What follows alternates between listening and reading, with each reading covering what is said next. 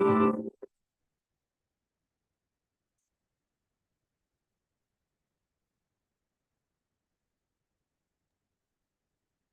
internet connection. There's no sound.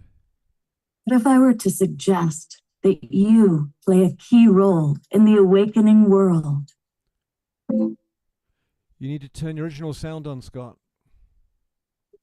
And that you are watching this because you have heard the call.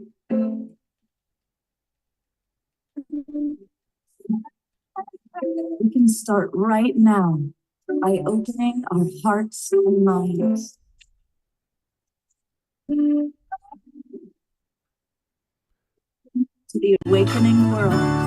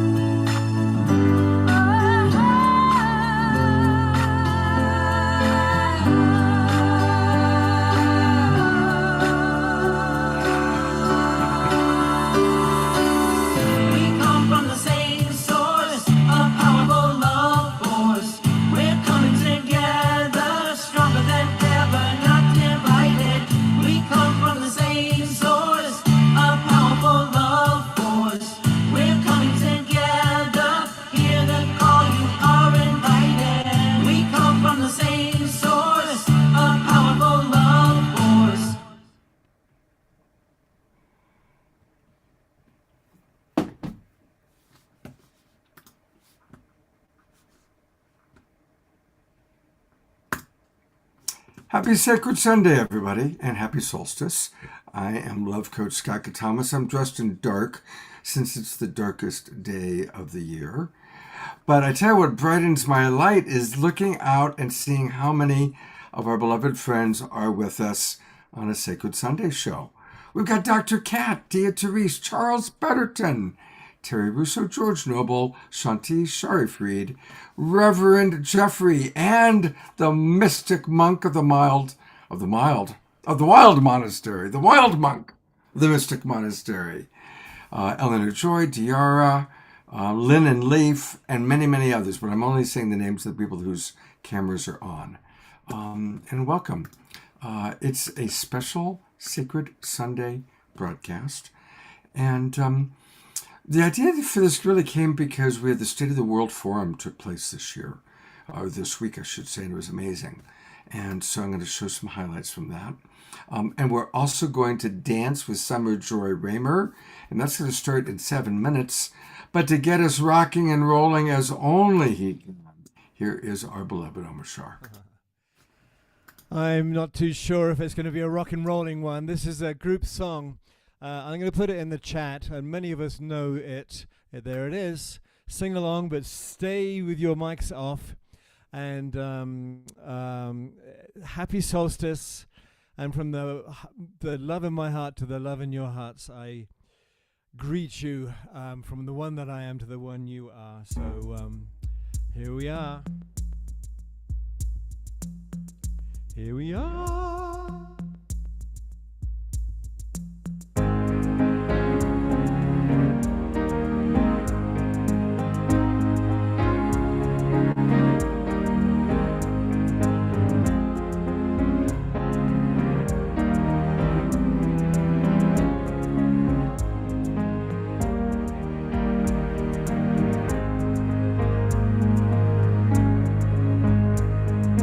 Love is in my heart today. Love heals in every way. Gentle is this heart of mine. I am in love divine. And peace is in my heart today. Guides me on my way.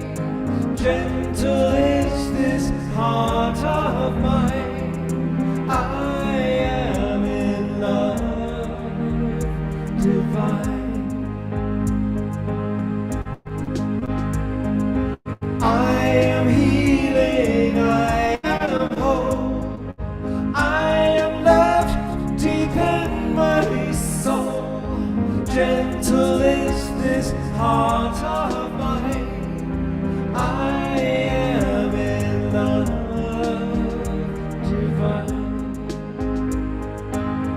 So honey bit. La, la,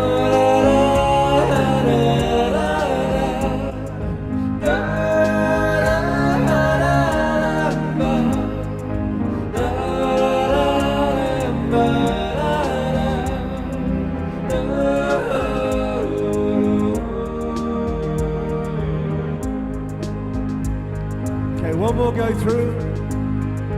Love is in my heart today. Love heals in every way. Gentle is this heart of mine. I am in love divine. And peace is in my heart today. Peace guides me through my way, on my way. Gentle is this heart of mine. I am in love divine. Okay. One last verse. I am healing, I am whole. I am loved deep in my soul. Gentle is this heart of mine. I am in love divine. One more hug. Da, da, da, da, da.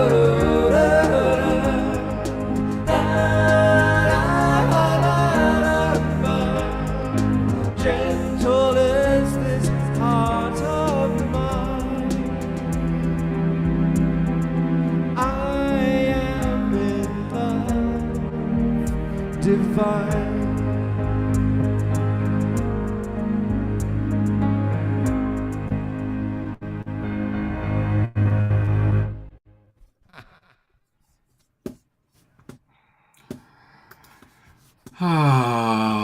Happy Sunday, sacred Sunday. Beautiful. Thank you so much. And I'd love to. We've got a couple minutes. I'm kind of keeping an eye on what's happening on the Sign Network. And where am I? Did I lose myself? No, you're there. You know what's so funny is I don't see myself. Oh, we see you. It's all good. I must have. Here we go. Thank you. It's been one of these mornings. I'm kind of keeping track of what's going on the Sign Network because we are going to screen share when it comes time for Summer Joy to do her dance. But right now I'm looking and it must be recorded because Jerry Anderson is talking, but he's in the Zoom room with us. So it's happened. We are now living in multidimensional reality. Now, I want to point this out. Here is Jerry live with us now, right? But if you take a look, there is Jerry also on Facebook at the same time. So proof that we now have finally learned how to bilocate. And of course, it would be the mystic monk, the wild monk of the mystic monastery who first figured out how to be in two places at once. Congratulations, Jerry, you did it. Now, 100th monkey, since you did it, we all can do it now. We can all bilocate, which is something I know many of us have been trying to do for a long time. Thank you, Jerry.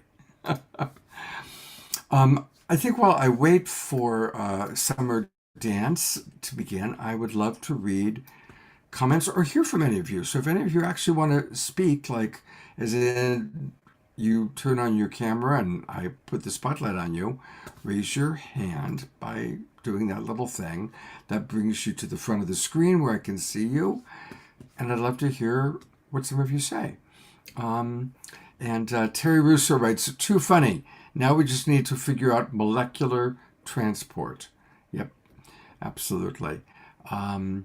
Well, actually, we just need to remember what happened last night with Kat and Feel Into the Field, right, Kat?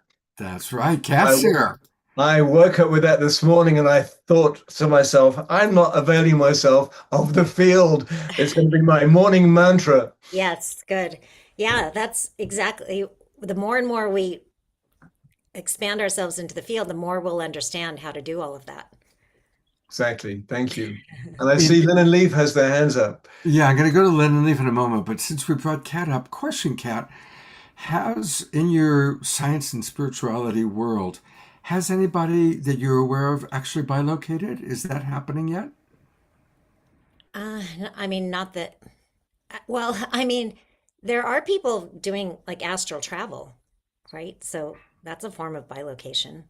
What do you mean by bilocation? Two places at once, or? Yeah, yeah, where somebody actually is in, like they're at home, but they project themselves and show up in Paris at the conference or whatever it is.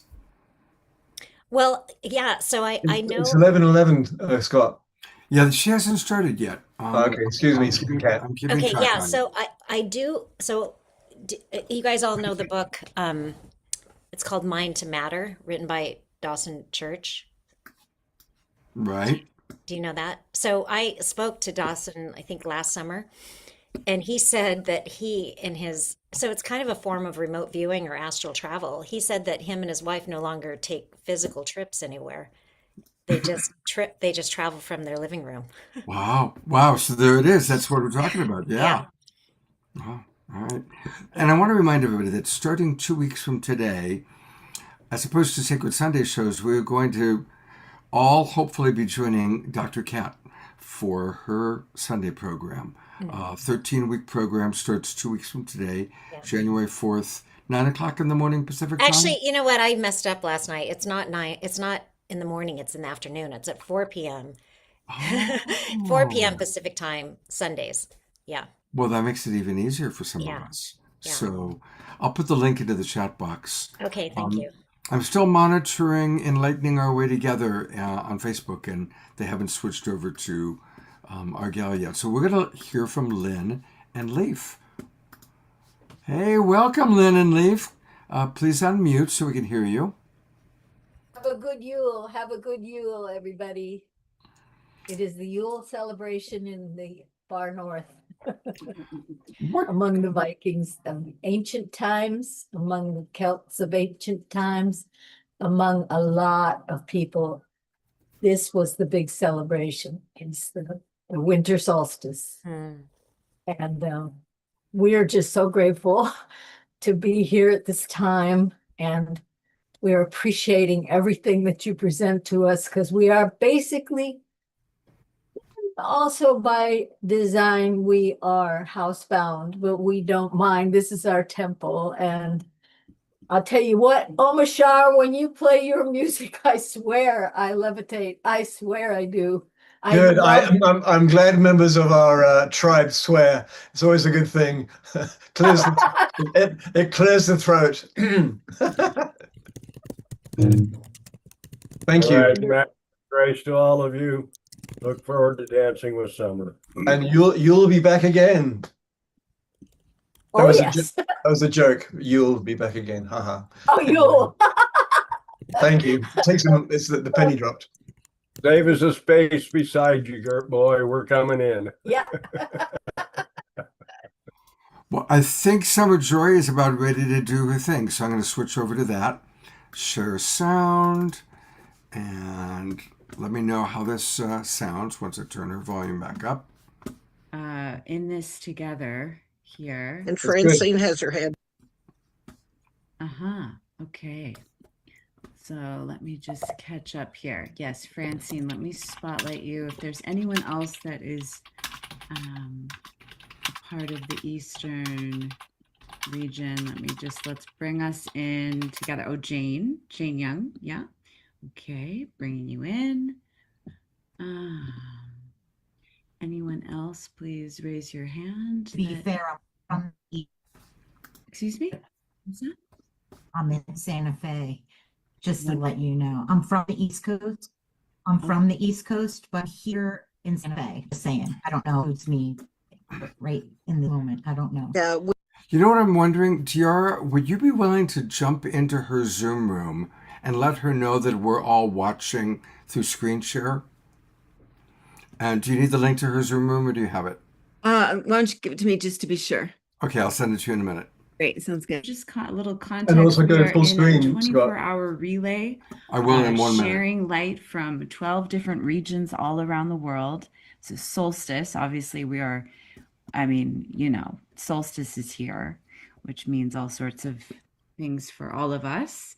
And it's just been an incredible canopy of kindness as the light has been passed to all these regions. So as you are like a bridge between East and sort of Central, it's perfect. And Great. it would be so beautiful to hear, you know, what your particular light is sharing forth from your region for this world at this time. Yeah. And This welcome is our wonderful. Thank you. Thank you. Thank you. I wrote this beautiful poem for today, this prayer, and I didn't really realize I'd be here present, but guided every day to be here with you all for lighting the way. So on behalf of all of us here representing the East Coast, the Eagle, the ones that are representing how to connect with the condors in the south of the heart. This prayer is for this moment on behalf of the people. I call upon all of our benefic, our ancestors, guardians, to witness and acknowledge this moment in time and space. As we call north, east, southwest of the below within, we're asking all of our benefic beings, kind with truth, light, to come and be with us now. We love you, we thank you, we honor you, we respect you. May all those who walk between the worlds and those who have crossed over, our ancestors, and those who await the choices that we make here on earth, may we all be present in this moment, in this sacred breath. My prayer is for how each individual chooses to go forward from this day forward. May we choose the light. May every choice be made with awareness. May humanity be strong enough to face truth, courageous enough to meet it.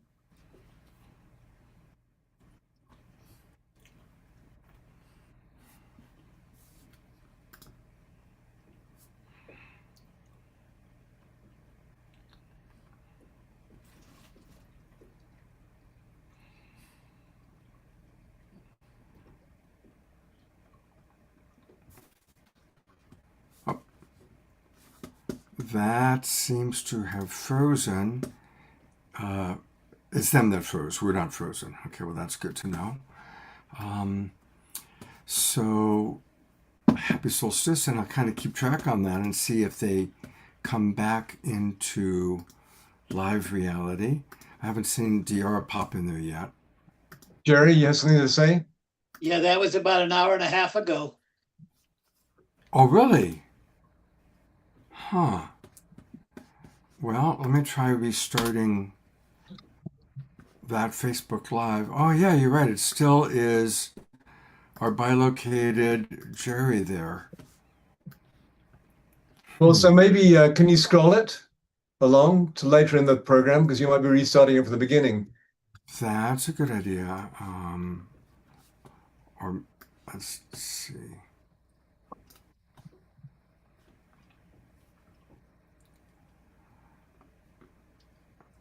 I mean, that looks like. Are you all still seeing it? Yes. I mean, that looks like somebody. Oh, well, now it keeps. All right, here, let's try this. Okay, that looks like. Day 3. That's we're going through the Solstice Sacred Fire. There's so many fires. There's too many fires going on. Well, gosh, gee golly willikers, we really do want to dance with her. All right, so what I'm going to do is I'm going to try this suggestion that Omoshar had made, I'm going to see if I can pull it up on my Zoom on another computer. So while I do that, Mushar, I'm going to turn it over to you for a moment to do whatever you want to do, conduct conversation or whatever you want to do. Because I'm going to. I can play a song, guys and girls, or we can chat. If anyone wants to chat, just raise your hand and we can chat. It's all gone. Do chat, because I might have her in a moment here. All right. So, George, anybody? Oh, Scotty, come on, brother.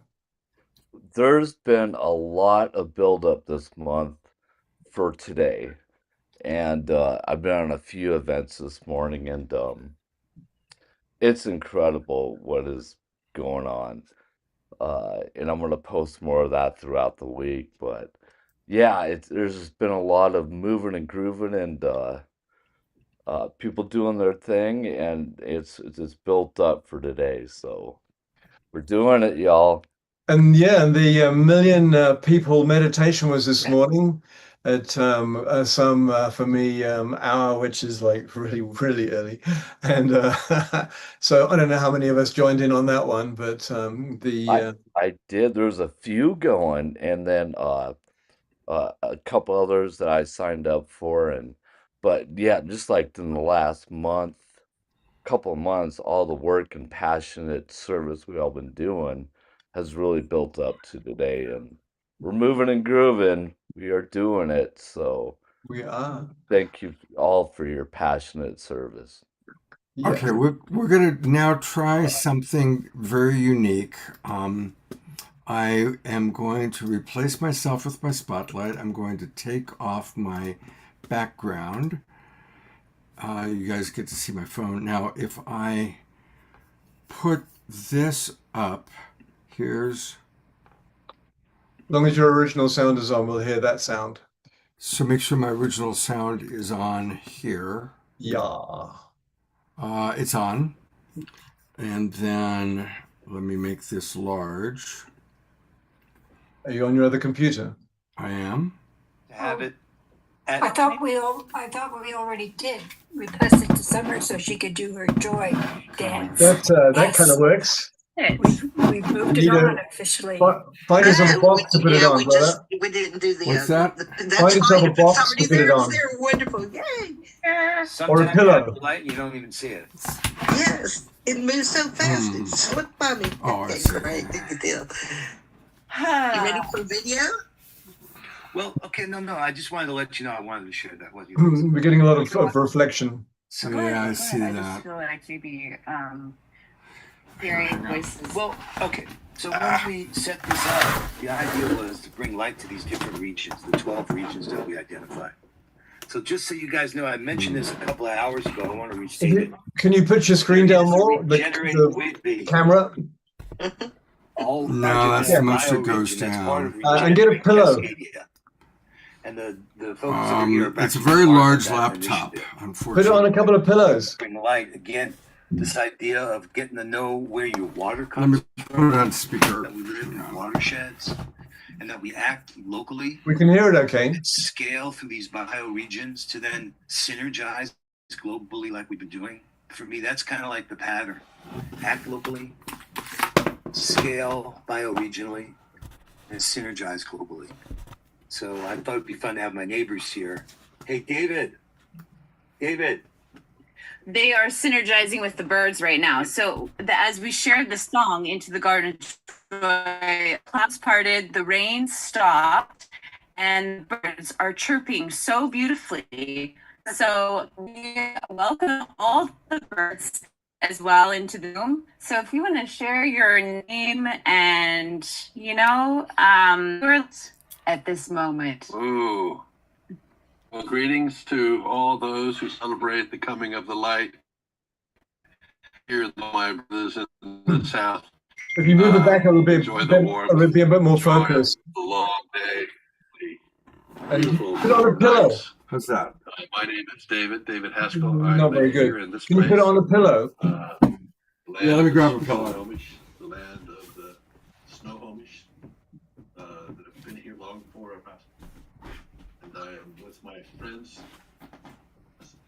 Summer and John, and I stand with them and honor their absolute reverence for the message of joy in the world. And it is the Actually, I'm not a bit further away is good. so rightly expressed and manifest in their hearts. How's that?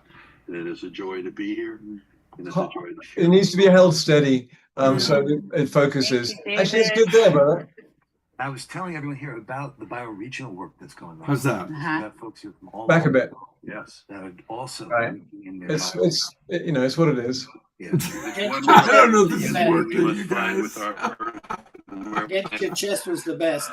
I think I'm gonna. A deep meaning that you are where you are. You care for what you stand on. This Yeah. is your I don't think this is the working so place well. that you stand. And this is the place that So, Well, we're going to go into the state of the world videos, right? we are going to. Maybe we could have a little song before then. And I think we need a song. and a chuckle at the attempted folly. Because the main thing is we're all together in this room, our family, and I'm going to go on to. You put us on gallery view, perhaps. Yeah, that sounds like a good idea. And we're here together, and that's what it's about. And we know the technical world is the technical world, and it is what it is sometimes. But I'm so grateful to be here, and I love my Sunday mornings actually with my tribe, because I've just basically I go to bed about 3 or 4 in the morning. I have to peel myself off my sheets to come here, but the joy of us joining together just lights me up, and I'm amazed at how my field comes in, and I get my electrical charge up a little bit more, Kat, and and my brain opens, the cells start firing that don't normally fire till about 2 in the afternoon, and it's like brilliant. And so how about that for an excuse? So so should we sing a song and then get on with the thing, Scott? That sounds like a good plan. All right, I'm almost there. Chat for a minute. Well, I'll read some of the comments that have come in. Scotty Satori writes, "This reminds me of the days when I had to record my music of 2 boom boxes using cassette tapes." Absolutely. Charlotte LaFranc is in the house. That's always a joy. Yeah, Summer hasn't even started dancing yet. She's just got different people coming in and schmoozing. So, Dr. Laura points out it is a spectacularly beautiful sunny day in Chicago. Even with the cold, she did meditation in the sun, sitting on the ground. Wow. And scrolling up, looking at the chats. George Noble listened to a Center for Spiritual Living talk about stillness, its importance, and the different forms. Jerry reminds us that joy to the world is still God's goal. Right on, Jerry. And Dr. Laura reminding us, may peace and unity prevail on earth. Reverend Jeffrey, I am healed through the love I am joyously emitting to all that are here. Thank you. Thank you, Reverend Jerry. And thank you, Reverend Jerry, for all the people you brought into our world, including Dr. Kat Lewis, who blew our audience away last night. Kat, I've received multiple comments from people about how blown away they were by your presentation last night. And we'll make a separate edit of that and put it in our dynamic playlist. And also it was sweet. Wasn't it sweet to see Jay Mayer and kind of remember, some of those older days and remember what he provided for us. That was very, very, very It's amazing, really. And also with Kat's, it's like she's a synthesizer, and it really is the final dovetailing of the spiritual world with the scientific mind. And because we've all risen to, this is my perspective, a certain level of consciousness, it really, even though the grief and the sadness of Jay's passing is with many of us, we also realize he's just etherealized into a higher vibratory form. And so it takes the sting away from it, yet it may still be sad, the passing of his personality, etc. But it just made it so real for us, and it's like not the missing piece, but kind of the missing piece, because we've been all working on this becoming consciousness from all our different angles, and I've been around the spiritual, metaphysical conference world for a couple of decades, but dovetailed in it has always been scientific people like Nassim and Greg Braden and people who are bridging the worlds. And it's finally now that it has merged. It's like there's no going back, and it's amazing. And I'm just going to sing this little song called "The Garden of One," and it's a gentle one, Adora, so you'll have to waltz to it. And by the way, they are on I do have on Facebook Live now Summer's thing, although she hasn't started dancing yet. So well, let's go do the there, Garden then. of Joy. I'm in the flow, brother. Let's go there. You sure? Yeah, all right, but well, let's do Garden of Joy after Summer Joy then. All right. All right, here we go.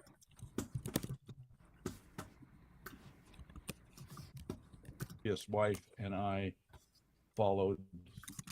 We did about 35 years of solstice celebrations, calling people in to notice the deep darkness, to let go of whatever was a burden for them and see a new pathway, feel, sense a new pathway into the future.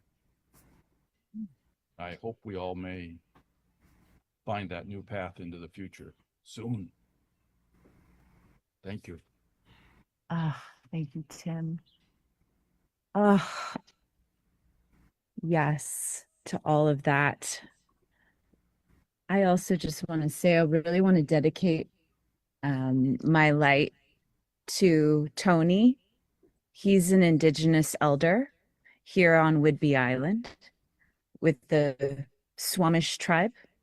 And he has a coffee shop that's been a education center for a few years now, and his wife, Michelle.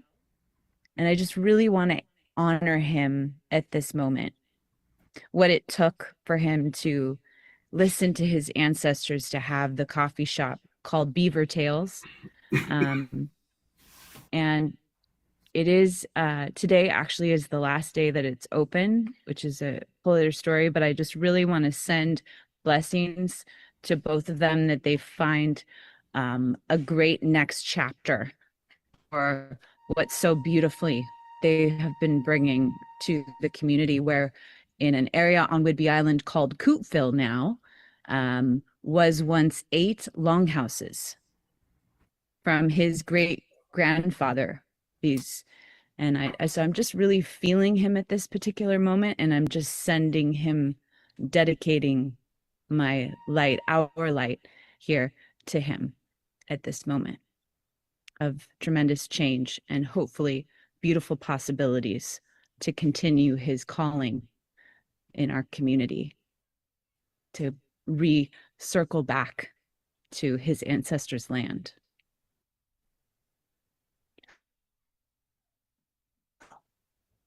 Great. And then local.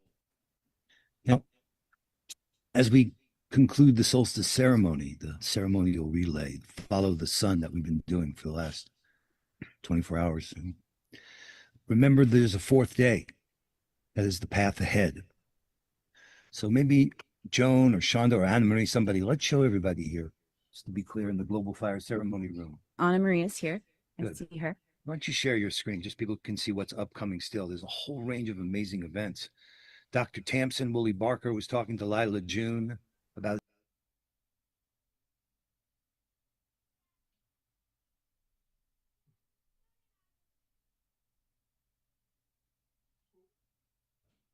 We've lost the screen share, Scott.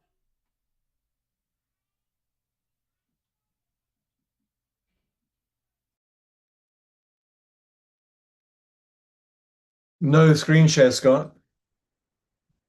And you're muted.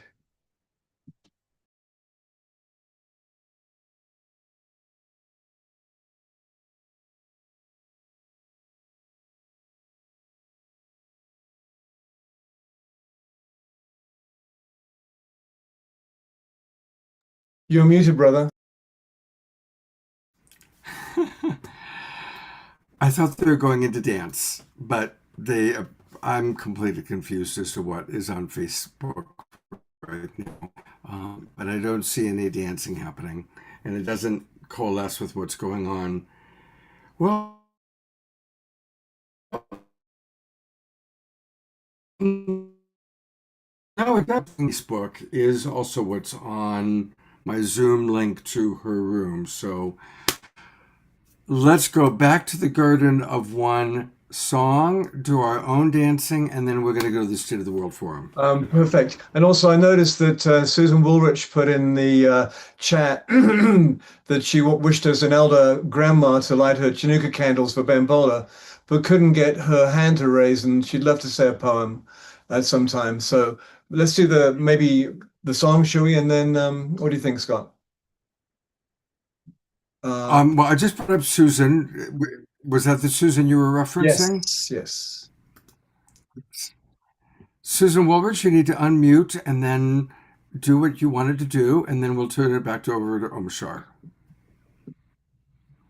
Whoops. You need to unmute, dear. No, that's your camera. Yeah, she's... Okay. That's your camera again, sweetie.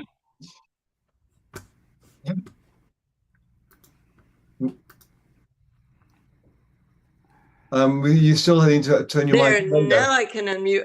This is kind of what's been happening. You know, It's all right. Scott, We're family and we love each other and we don't care. It's all good. well, it's perfect because it's what's happening. I think we can blame it on 3-Eye Atlas. Three-Eye Atlas is a good whale. Because last night I so wanted to light the Hanukkah candles. Everyone was a little tired.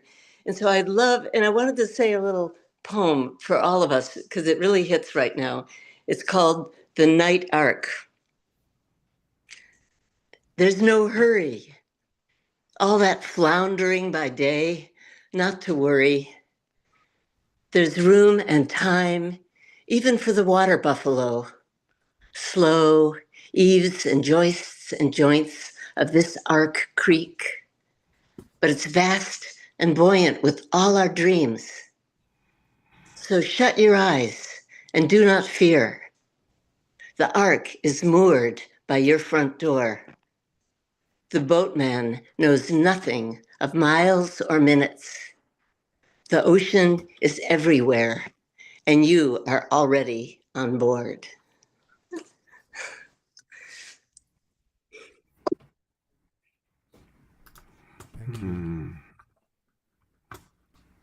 Thank you, Susan.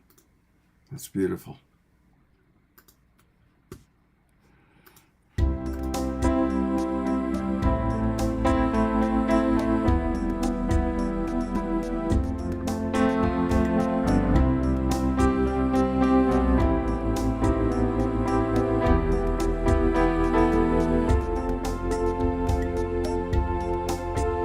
I am with you here inside. Don't worry, and I love you more than you could know. Come along now and lay your head on my heart, on my heart. Close your eyes, dear, and rest a while in me.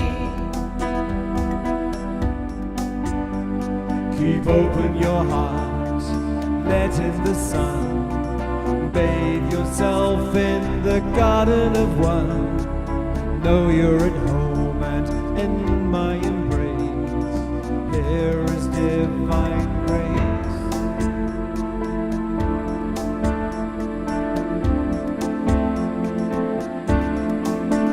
Now I ask you to take a step towards me, toward me. I can feel your longing to be home.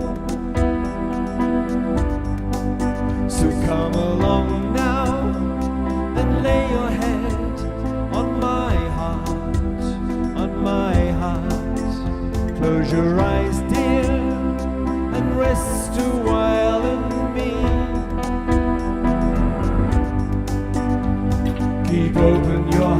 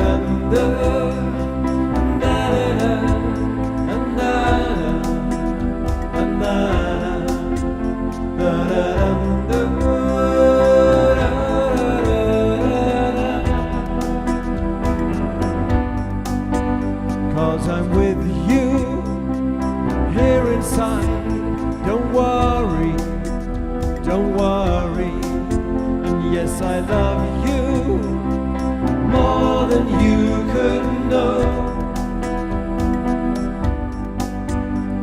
Keep open your heart, let in the sun, bathe yourself in the garden of one. Know you're at home and in my embrace. Here is divine grace.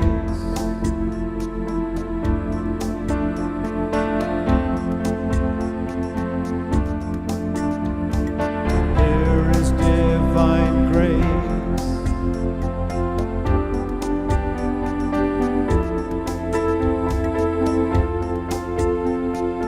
Here is empty space.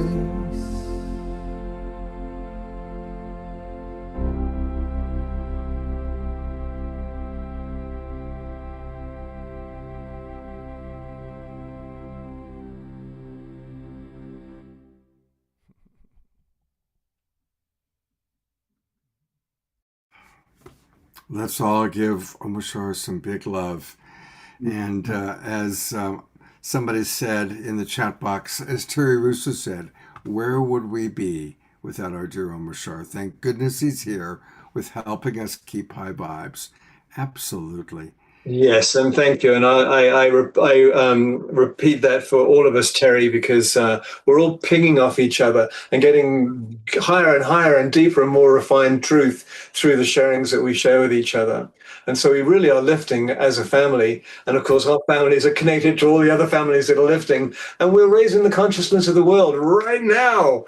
What a concept. And Scott, maybe you'd like your background on again, because you do need to clear your bed. Oh, shit. That's right. Hey, no swearing is Sunday. Actually, this has been a really wild, funny day. it is funny. And the thing is, everyone's seeing all of the, everything that happens in front of the scenes and behind the scenes. And Dia, I think it was, actually said, because of watching it in this way, she really feels a part of the family. Because, we're not hiding anything. It's just all in the moment. Yeah, absolutely. And it's funny because while you're doing the song, I was getting everything all set up on the State of the World Forum videos. And wouldn't you know that they literally have changed the program. So I have to log in, and I'm doing that right now. Well, cool. Whilst that's happening, let's hear from Jeffrey Colebrook, who's got his hand up. Please spotlight him, because All I'm right. on. Yeah. Okay.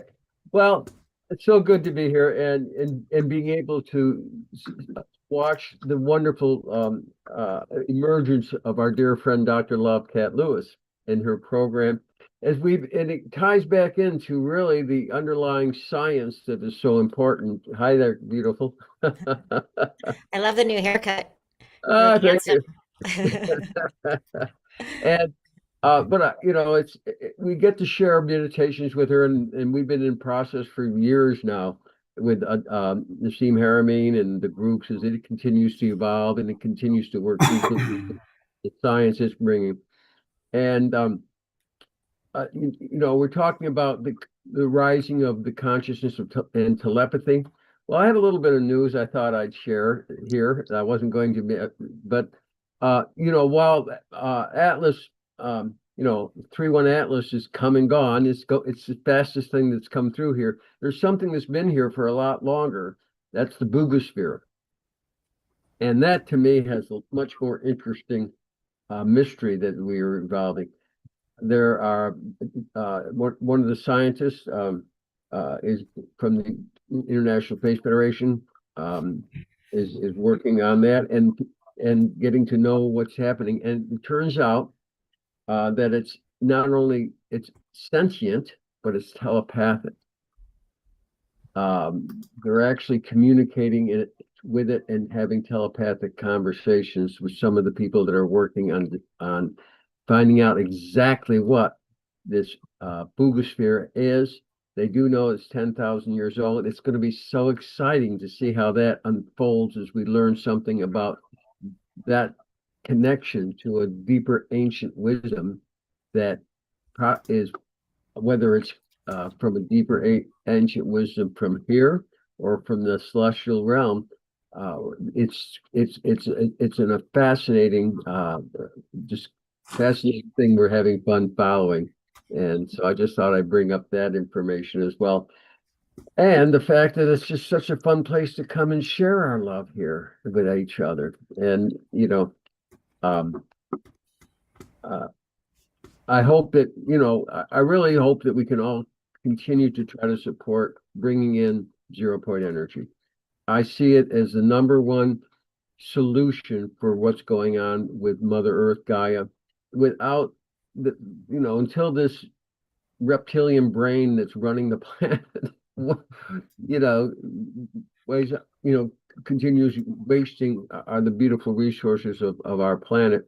But we can be replaced. We can use that. We can move to the next level of civilization easily and gracefully if we can open up and let ourselves embrace the energy that is the source that heals. The very field that Kat was talking about is also accessible to run all the energy in our planet.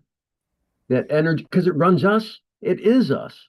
It created us. It keeps every little proton spinning. If it wasn't there, the whole universe would disappear shortly, because it has to be there. It's a field, and we are meant, as we evolve as our intelligence, to tap into it, to use it.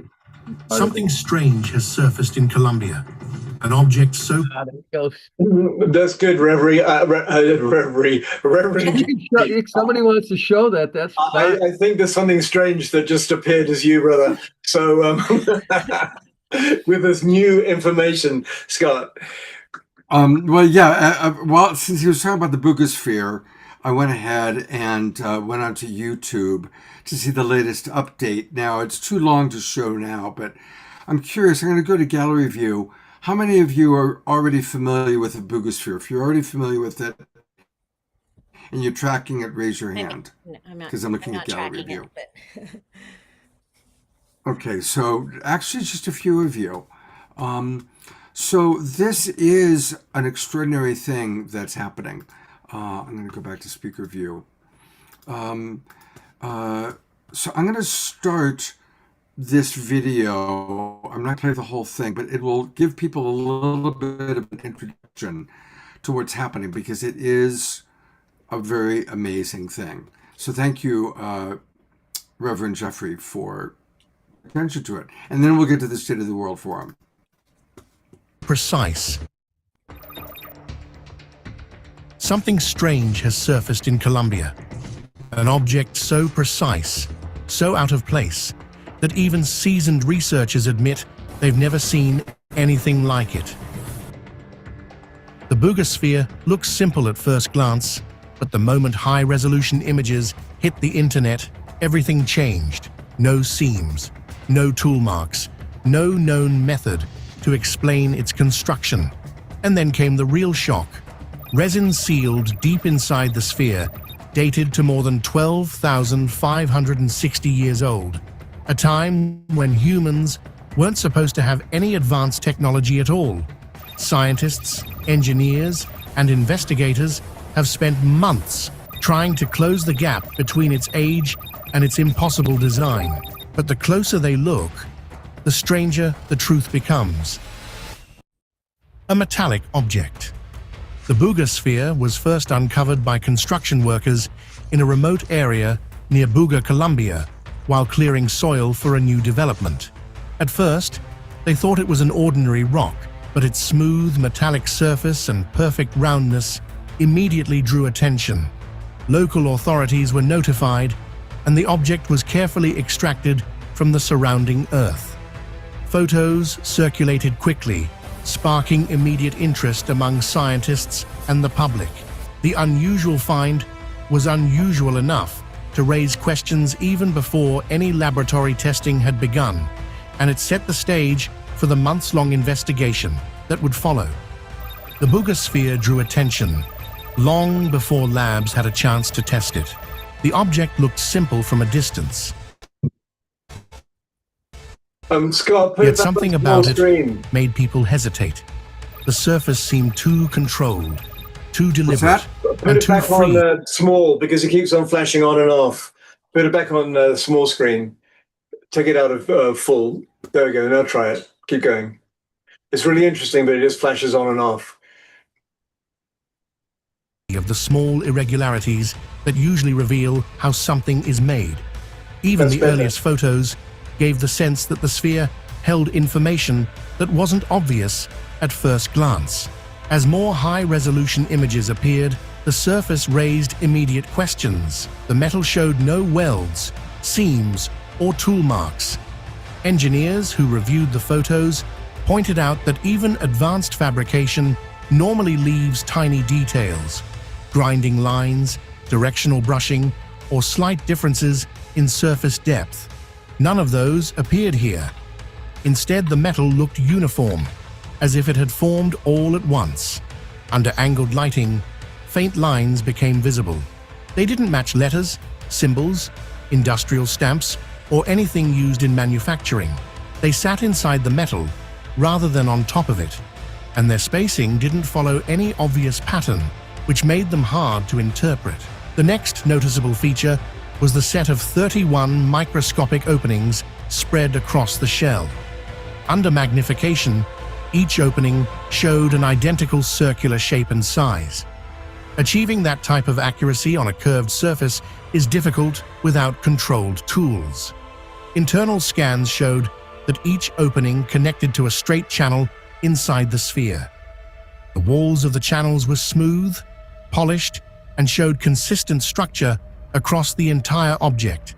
Because nothing in the photos matched known categories, researchers needed direct access to samples. The first usable material came from resin trapped deep inside the channels.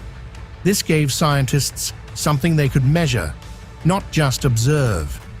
Once the internal resin samples reached laboratory teams, the work shifted from surface impressions to direct testing.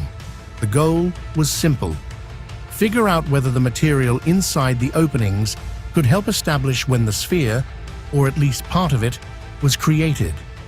This turned the focus toward laboratory methods rather than appearance. Why laboratory testing? Interest in the Booga sphere grew once researchers understood that photos couldn't answer the main questions about the object. Colombian officials collected small amounts of resin from deep inside several of the microchannels and sent them to the University of Georgia Center for Applied Isotope Studies. This resin was the only material that could provide a measurable timeline because the metal itself could not be dated using radiocarbon methods. Lab technicians reviewed the resin pieces under controlled lighting. They checked texture, surface condition, and anything that might show modern contamination. The fragments were tiny and didn't look unusual on their own, but their location inside sealed channels made them important. The team noted that debris found on exterior surfaces is easy to dismiss, but resin hidden inside a narrow engineered space is different. It suggested that the material had been part of the object's assembly or function. Accelerator mass spectrometry was used to measure the remaining carbon in the resin. This is a sensitive method that can detect extremely small carbon traces. The readings came back stable across repeated tests. Each measurement pointed to an age close to 12,560 years before present.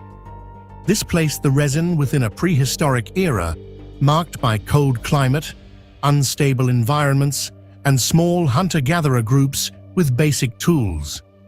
Lab workers reviewed their steps to rule out errors. They confirmed that the samples were handled cleanly, that no modern carbon had been introduced during preparation, and that the sealed channels had protected the resin from outside exposure. Because the results remained stable, the team had to consider the possibility that the resin truly dated to that period. The age applied only to the resin, not the metal. But if the resin had been used during assembly, it meant someone integrated prehistoric material into a highly precise, engineered object. That raised questions that couldn't be answered through dating alone. With a confirmed age, researchers turned toward the physical structure of the sphere to understand whether any part of its construction matched tools or methods from known periods. They needed to see. Just want to check in with everybody to see how you're doing. I'm going to go to gallery view. Is this interesting to people? If people want to see more, give a thumbs up. If you're kind of done with it, give a thumbs down. Sometimes. Well, it's about 50-50. So what I'll do is I will put the link into the chat box. For those of you who want to watch the rest of it later on today, you can do so. So let me get them for you all. Just share, of course, everyone, Danny Sheehan, Dr. Greer, the people from the ISF. Inez will be working on finding out more about it. One of the interesting things that didn't come up is that it gained weight after they gained it. In other words, it has gravity control, and it was flying around in gravity control. And when it came down, they watched it gain in weight. So that's one of the phenomena that they're trying to investigate how that could possibly be. So there's a lot of fascinating things that are coming out from this. Maybe we could even mention it tomorrow, Monday, a little bit if you want, Scott, as well. Yeah. Relates to gravity control and connection. Now, whether it's ancient humans, ancient people that had the technology before, or whether it's from off-planet technology, it's definitely something that we are not currently able to reproduce. Yeah. And thank you for bringing it up again, Jeffrey, because it's a fascinating thing that's going on. All right. I am going to share with you a little bit of the State of the World Forum, and then we're going to actually watch part of it. Also, we've got Fanny and Vigari are going to join us in a little while, so we'll take a musical break and listen to Fanny and Vigari, and of course close out with an Omashar song. So the State of the World Forum started a week ago today. It started on Sunday, and it was Sunday, Monday, Tuesday, and Wednesday. It was 4 days.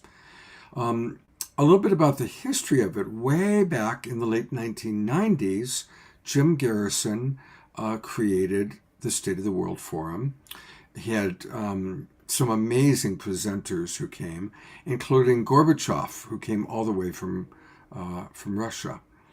And it really was a very inspired gathering of people to, because back in 1995, 96, when they were doing it, everybody was like, okay, we're approaching the millennium. Remember that? Remember Y2K and 2000 and all the hoopla around hitting the 2000s. Anyway, fast forward to present time, and Lynn Twist, who probably many of you know, Lynn Twist is the co-founder of the Pachamama Alliance, and she was down in Ecuador leading a group of people there. This was maybe 6 months ago or 9 months ago, and she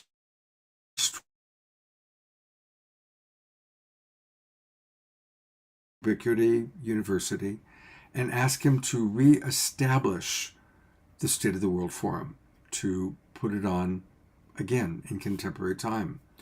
And Jim got chills when he got the message from Lynn that had come through to her to do that. And so he did. And he put together a powerful 4-day event. And the approach that they took was that we want to understand how to collaborate with 4 forms of intelligence: human intelligence, biological intelligence, artificial intelligence, and cosmic intelligence, which includes non-human intelligence. And really, at no other time in our history has there been such a convergence and expansion. I mean, look at how artificial intelligence is just becoming huge. I mean, it's similar to when the first cell phones came out or the internet first came out. Everything that's being done right now, or not everything, but so much is being done with artificial intelligence, and it's changing every field on the planet is changing because of AI. I think most of us who follow this sort of thing recognize that there's more non-human intelligence happening than ever before. And we're going to focus a lot on that in what I'm going to choose to show. Biological intelligence, they had Veda Austin, who does the amazing, she's kind of taken Dr. Emoto's work of studying messages from water, excuse me, and she's taken that to the next step, where the water, or put a word in, and to read, it creates a hydroglyph, and the hydroglyphs are fascinating. So there's all these different forms of intelligence coming together. Since we don't have that much time, I decided actually, rather than skipping around, especially with all the technical snafus we've been having today, I'm actually going to show the majority of the closing program, which is all about hope. Earlier in the 4 days of the State of the World Forum, they had a lot of people coming on talking about the huge crises that we're facing, environmental catastrophes.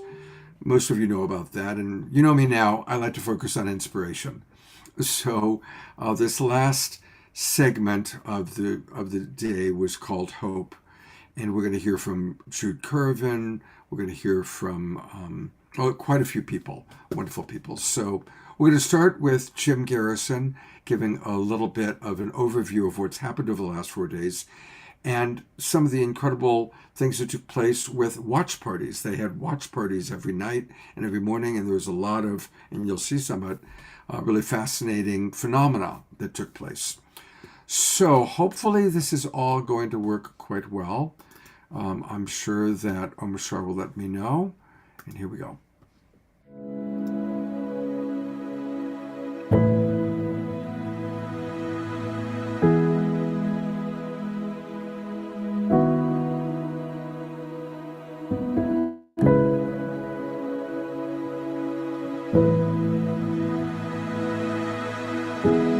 Make sure all your other stuff is off in the background. What's that? Just make sure everything is off in the background. Your internet's a little bit slow. It looks good and it sounds good, but just make sure all the programming. I'm going to go to force quit and see what's running. Let's see, QuickTime Player. We don't. Oh, we might need that. I can close Safari. Yeah, many browsers. I can't close Zoom. No. I mean other redundant ones. Okay, I got to keep Google Chrome open though, because I think that's where this is living. Perfect. Okay, let's try this. Exit full screen for a minute.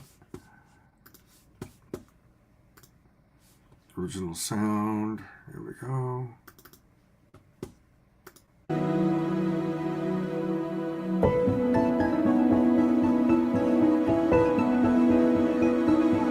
Is that better? Yep. Good so far.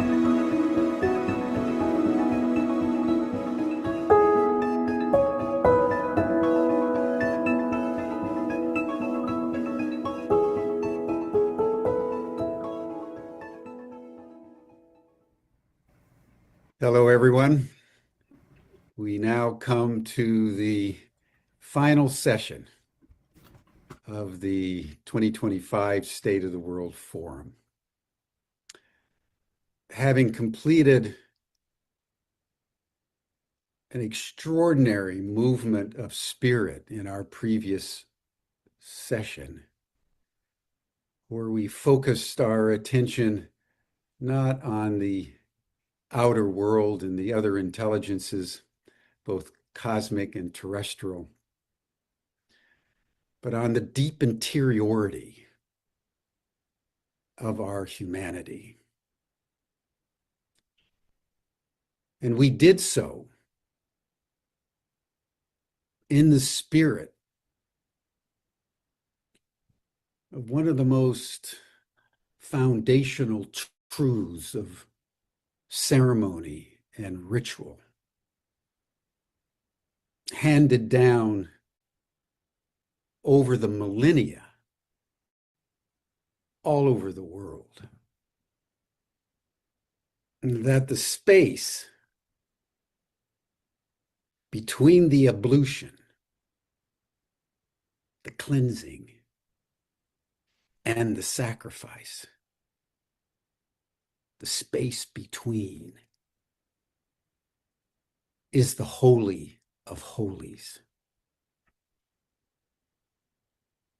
Because it is in that space that human intention, embedded in the heart, is purified.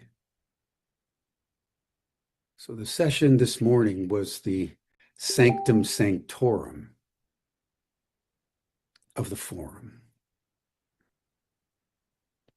Once that purification takes place and the trauma is transmuted into creativity and compassion and forgiveness and healing and love,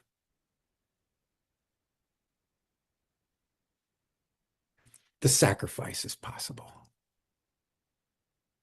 The action in the world, the manifestation of our intent. It's in that spirit that we want to now begin our closure. We're going to divide this session into two parts. The first part is going to look at our strategic initiatives, at the center of which is the Chris Bledsoe Center for Planetary Intelligence that we're in the process of forming.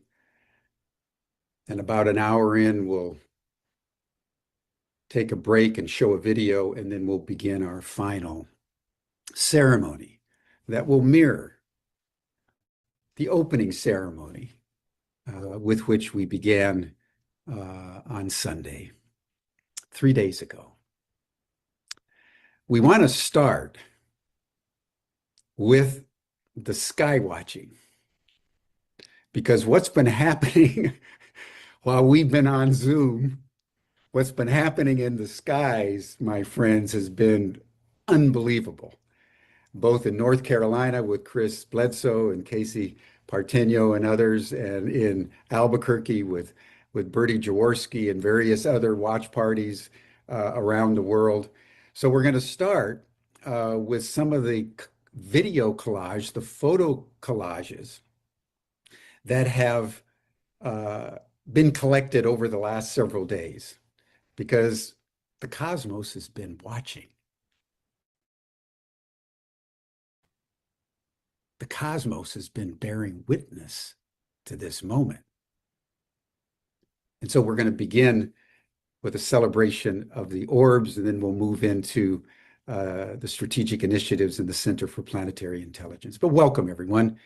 And now Chris Bledsoe, Casey Parteno, and Bertie Jaworski will walk us through the orbs and tell a few stories taken from the mountaintop and the beaches.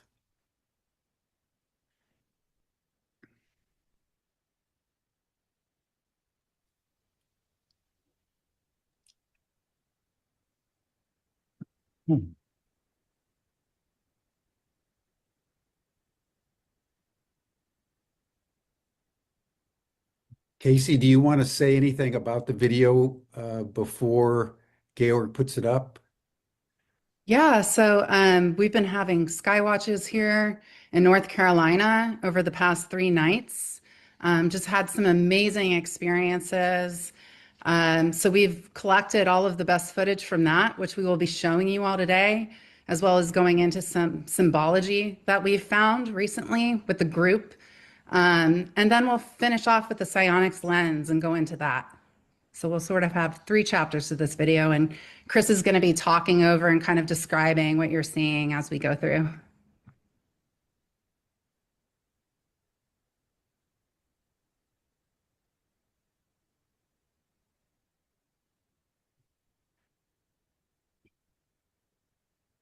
So for everyone here, take a look at this yellow orb that appeared right there. You see it flash on and flash off. This is at Wrightsville Beach, North Carolina. I've been here since Saturday, and I guess we've collected over 600 videos since Saturday night. Every night, massive amounts of orbs appearing.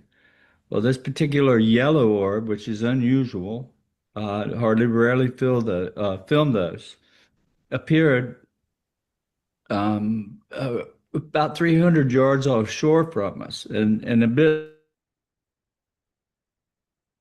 later, you're going to see a green one that is extremely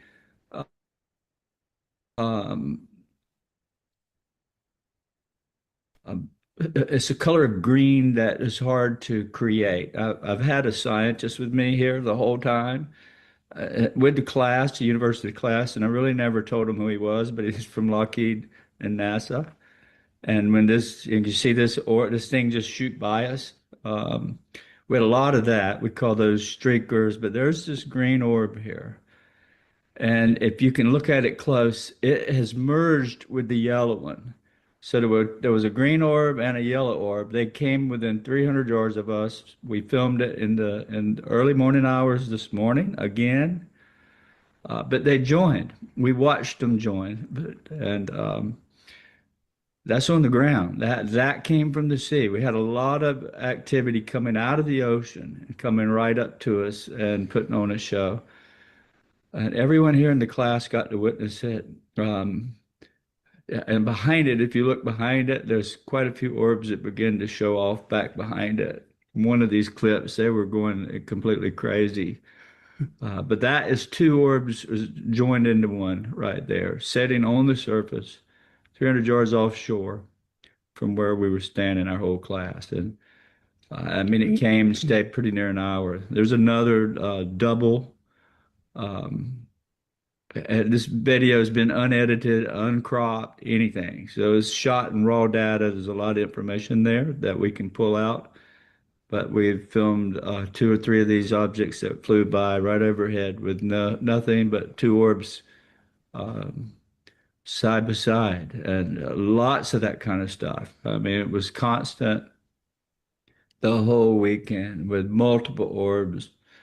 You can see sometimes 2, 3, 4, 5 or more. There's an airplane there flickering, but the others are not airplanes. There's 3 there in a triangle. And I want everybody to pay attention to the 3. Why I wear a triangle on my lapel, and why there's 3 and a dot on the front of my book, UFO of God. You'll see an orb on the front cover with 3 little dots in it. It's very symbolic. It was 3 that took me on the river that night in 2007. And there's 3 there again. You notice they're lining up, and they do that constantly. Some symbology it's trying to tell us. And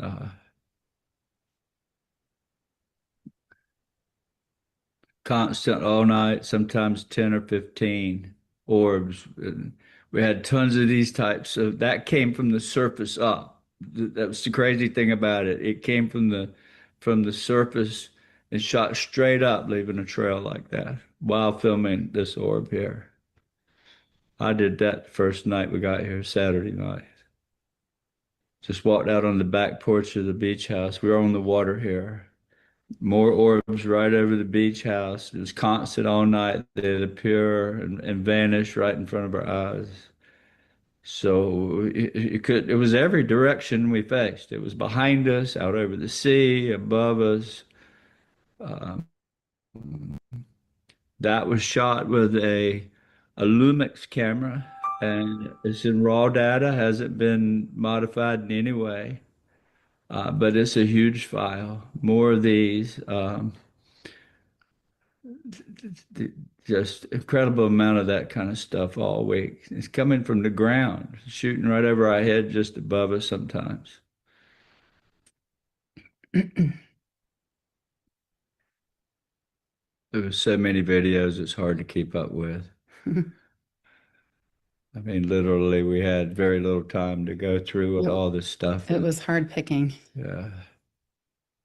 None of it's been, you can see the Pleiades there.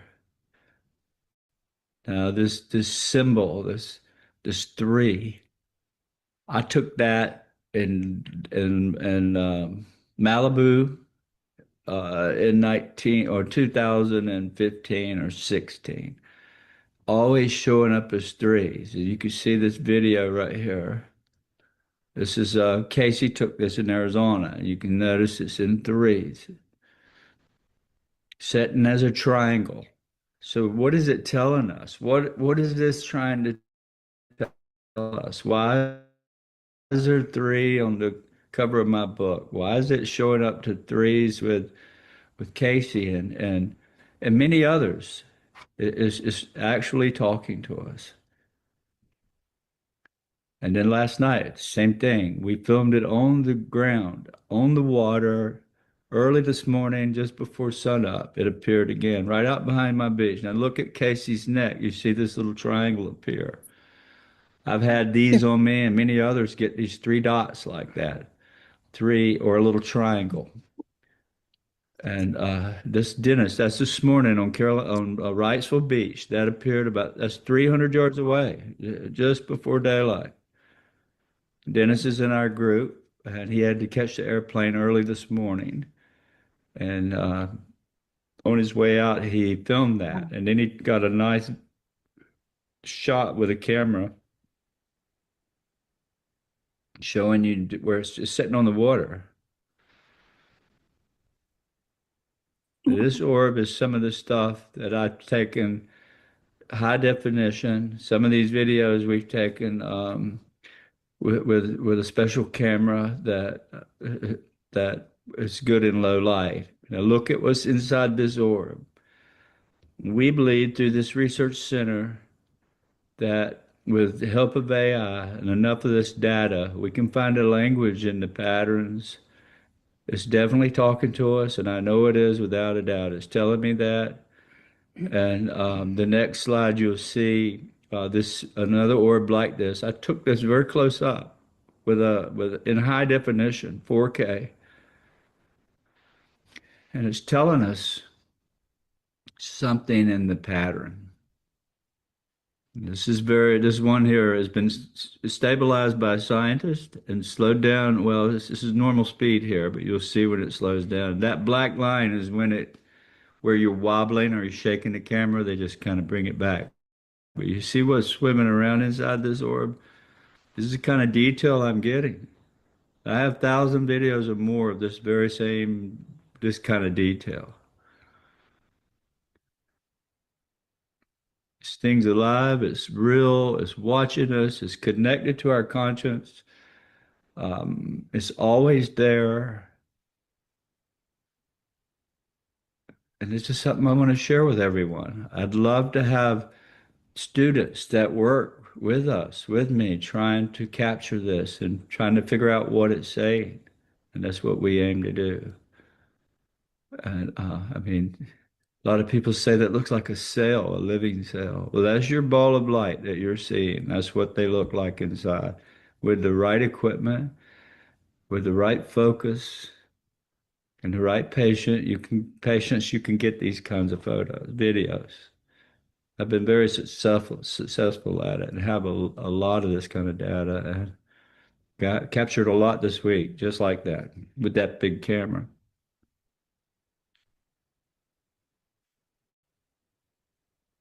And that's the slowed down version. And there's a whole lot. You see that shoot through that? What is that? People are saying, well, I don't know what that is. But we aim to study it over the next few years and find some clues. I think we can.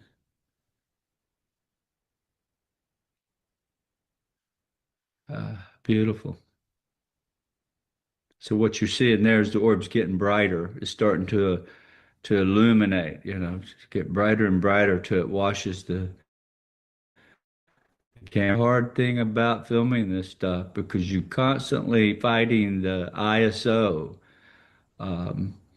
Because if the orb's too bright, you got the ISO too high, all you see is light. So it's a lot of work to, 19 years of this I've put in, gathering just terabytes of data. And yeah, it's time the world knows and studies this. And I'm just excited to be a part.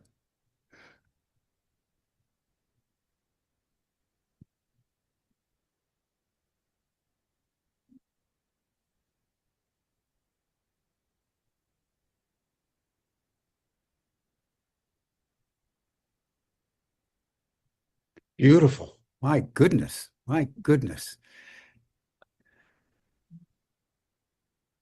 Deep mysteries. Deep mysteries. This is incredible. So, Bertie, why don't we bring you in? Because while the orbs were over North Carolina, they were also visiting out in New Mexico. And Bertie had very unique experiences there with her watch party. So, Bertie, why don't you come on in and tell us some of the highlights of your sky watching over the last couple of days? Hey, everybody. We did something a little bit different this time. I have a UFO group here in New Mexico, ABQ UFOs. It's the largest and most active group in the whole world. We have an incredible number of people involved in our UFO group.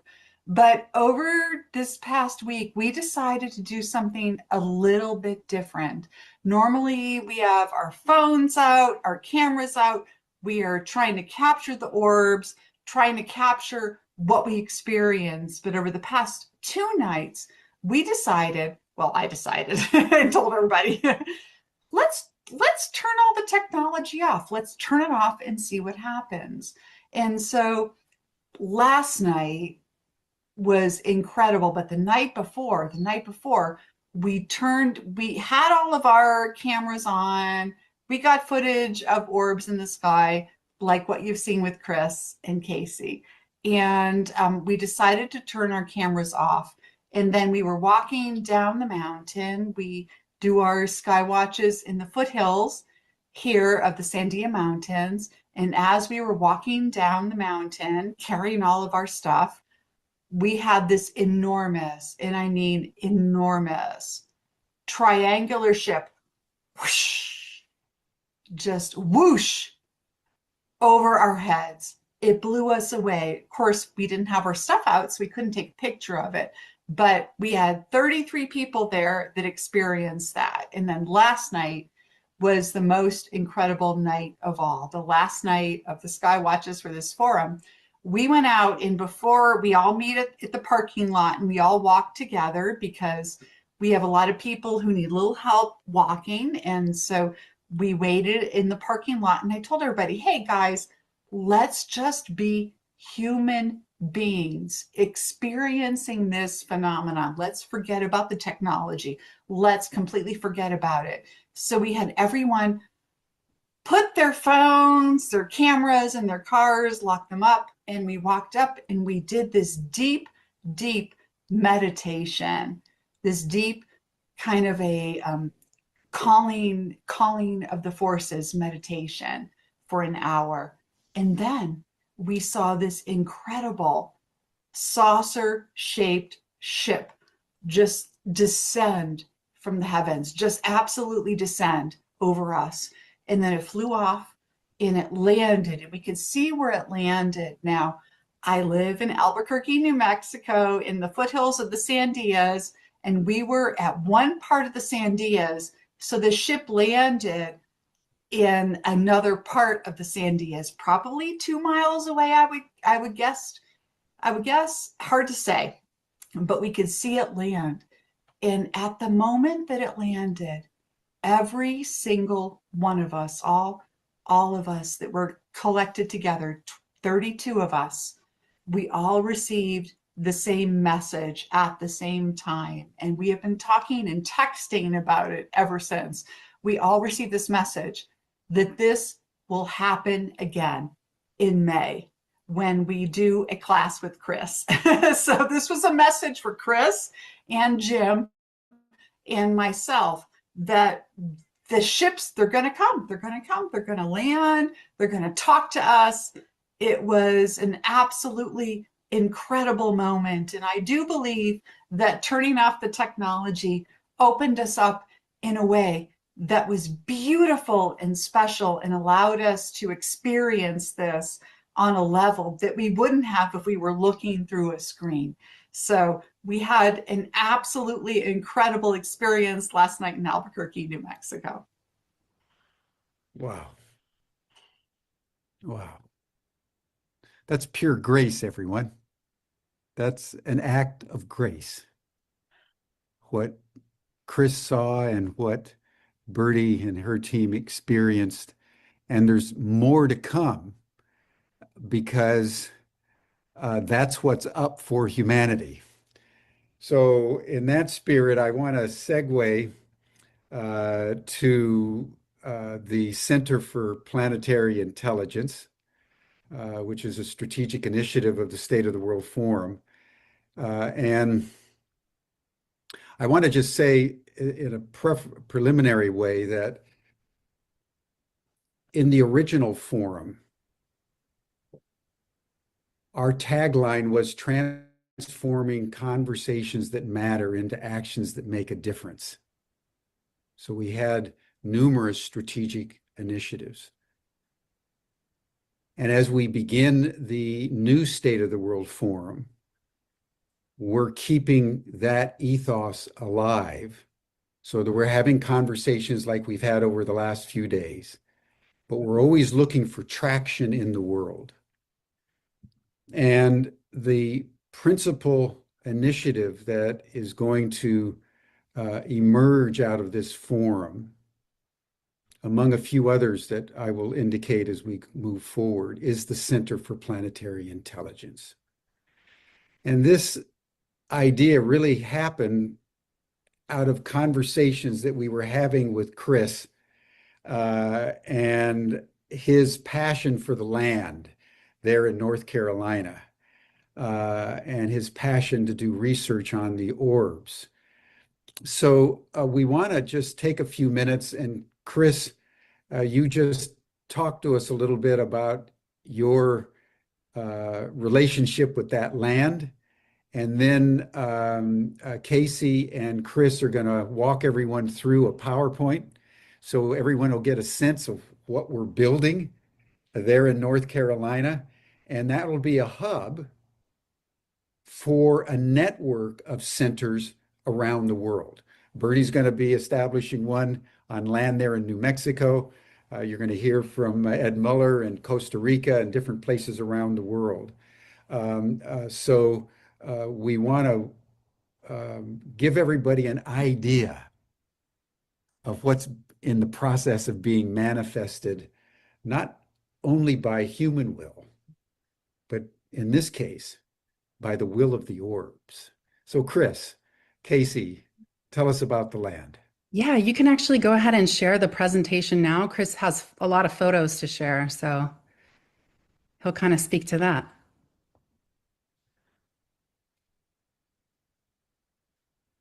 Okay, so we dive into land from here. Yep, you can go to the next slide, please. Okay, so 40 some years ago, 1984, I was born. This is where it all happened. What you're seeing here is where I was standing when I walked away from the guys fishing. You can see that little bucket in the top right, or that little chair. They were all sitting right there fishing when I walked away. And this shot on the bottom left corner is where I left, walking up towards the field away from my group.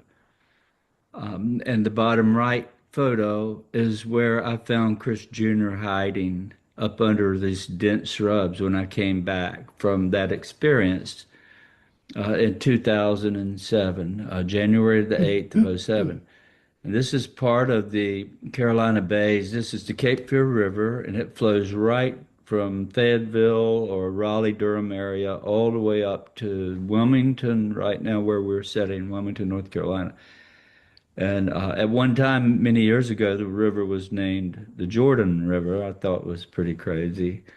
But yeah, this is home for me. This is where it all began, and where we're looking to build this center is basically the other side of that river where you're looking there, and just down a piece towards Wilmington. Go to the next slide. So here again, there's the walk. Top left is the walk away from the river going. You see it's going uphill. And then the top right photo is where the gate was, where I couldn't see. See, you can't see the field on the other side. The bottom left photo is standing at the gate.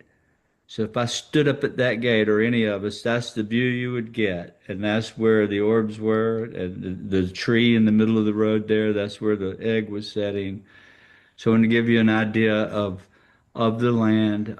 The bottom right little mobile home is not there anymore. That's the mobile home we went up to and knocked on the door, trying to get the people to see what was sitting in the road, the driveway between us and the highway. So Go to the next slide. So the story starts with me in 1984. I just got married to my lovely wife, Yvonne, and I had the biggest desire to be an airline pilot. And so I just drifted out to the airport one morning, and by chance. Hey everybody, I'm going to come in for a quick moment. Just going to check in, see how this is going for everybody. And one of the reasons, I don't know, I see that some of you are familiar with Chris Bledsoe, Terry Russo is. Of all the experiencers, John Martin is got a special place in my heart. But also Chris Bledsoe, he's had amazing... Excuse me. It's been one of those days. He's had amazing experiences. He's been studied at length by a lot of researchers. He's very open-hearted, very willing to share his stories. And so that's why I felt good about really putting a lot of him into today's program. But I just want to kind of check in. So maybe pop in the chat box if this is interesting. And Terry Russo, I did notice that you had, shared about some of what goes on for you in Massachusetts. If you're still with us, you were with us a little up until a moment ago. Oh, there you are. I'm here. I'm just off camera because I'm like homesick with the flu. Oh, okay. Yeah, do you want to share a little bit about your experience, both what you have experienced off the coast? I need you to unmute. I won't put you on camera, but we can hear you. Oops, sorry, I just was talking with somebody. It would be too much to go into right now. It would take too long, but we've both had experiences since childhood, but I don't think we realized many of them until we were adults, when some things happened that were profound and memories started coming back. But probably some of the more intense things were in 2012. And then in 2018, we had a real sentinel event where something out of Close Encounters, where it was like a blackout. It was it was like a time of year where that we shouldn't have a blackout. It wasn't winter, it wasn't summer, it was like spring or fall, I forget right now. And we were the only area that had a blackout, and it was like 10 o'clock at night, and all of a sudden there was all this stuff in the sky. And so my husband, being the way he is, let's go to the beach because they're going that way. So we go to the beach, and we must have saw, I don't know, 20 objects in the sky, and we never saw anything like that before, ever. We were kind of godsmacked, and we thought, oh my God, this is going to be in the newspapers, the news, everybody's going to be talking about this. I mean, we were freaked out. And the thing is, it was, time of the year where we have a fair amount of tourists. So we're like, where is everybody? The beach should be busy. So the next day, nobody's talking about it. Nobody's seen anything. And then ever since then, a series of events happened. Again, it would take too long to go into right now. And with both of us, but more with my husband. And he had a major healing. I mean, he was to the point where he was going to get in a wheelchair for the rest of his life. He now walks without a cane. So without going into details, a lot has happened. And ever since June 11th of 2018, where that Sentinel event happened, we have seen stuff in the sky just about every clear night at the beaches, above our house, everywhere. And not even here on Cape Cod, even when we travel, like in Los Angeles, Sedona, we, go to different places. But here on Cape Cod, the last couple of years, it's not just us seeing it anymore. Just about everybody that lives here sees stuff in the sky like all the time. Like the fishermen that go out for days, I think it's sword fishing or tuna fishing, they always see like ships going in and out of the water, and it freaks them out. Now they're used to it. And, it's the weirdest thing. Like people see this now, but, you don't see it in the news ever. You don't see it in the papers. Like, it's like hush, hush. But most people around here has seen things in the sky. And ever since they put the Space Force in at the Air Force Base by the bridge, it's gone up even probably tenfold. And a lot of times you'll see Black Hawk helicopters and, all kinds of jets scrambling. And it's kind of weird. But we see a lot of ships, a lot of orbs, all kinds of objects. I've even seen things right above the house that were like translucent coming in and out of view. I know this sounds crazy. And if you don't know me, I don't know what you think. I don't do drugs. I'm not an alcoholic. I am sane. I'm not bipolar or schizophrenic. I'm actually a nurse practitioner. We see a lot of crazy things, but it's beautiful. We're not frightened. It's nothing scary. I mean, we actually feel in awe of it. And we're getting more used to it now. And, it's hard to explain it this quickly, but there's a lot more to the story. But there's a lot of stuff going on and people are seeing it. Just some people don't look up into the sky, so they don't know it. But the people that do look in the sky, or they're stargazers like us, they do see this. I mean, even family members and close friends who thought we were crazy at first are seeing things now. So I mean, it's being witnessed by more and more people. So, I don't know what to say, but there's a lot out there. And Chris Bledsoe, he's amazing. We've been fans of his for a long time. So I think it's all pretty amazing. Oh, beautiful. Thank you. And we all believe you. Susan Bloomquist writes, thank you, Terry. Eleanor Joy writes, we believe you, Terry. Carol Craig writes, it's not true. I see that the UAPs. So, definitely. It's 12:40. At 1 o'clock, I do want us to tune in to the Global Silent Minute that's happening all around the world. And Fanny and Vigari are here. So I'm kind of thinking what I'd like to do is I'll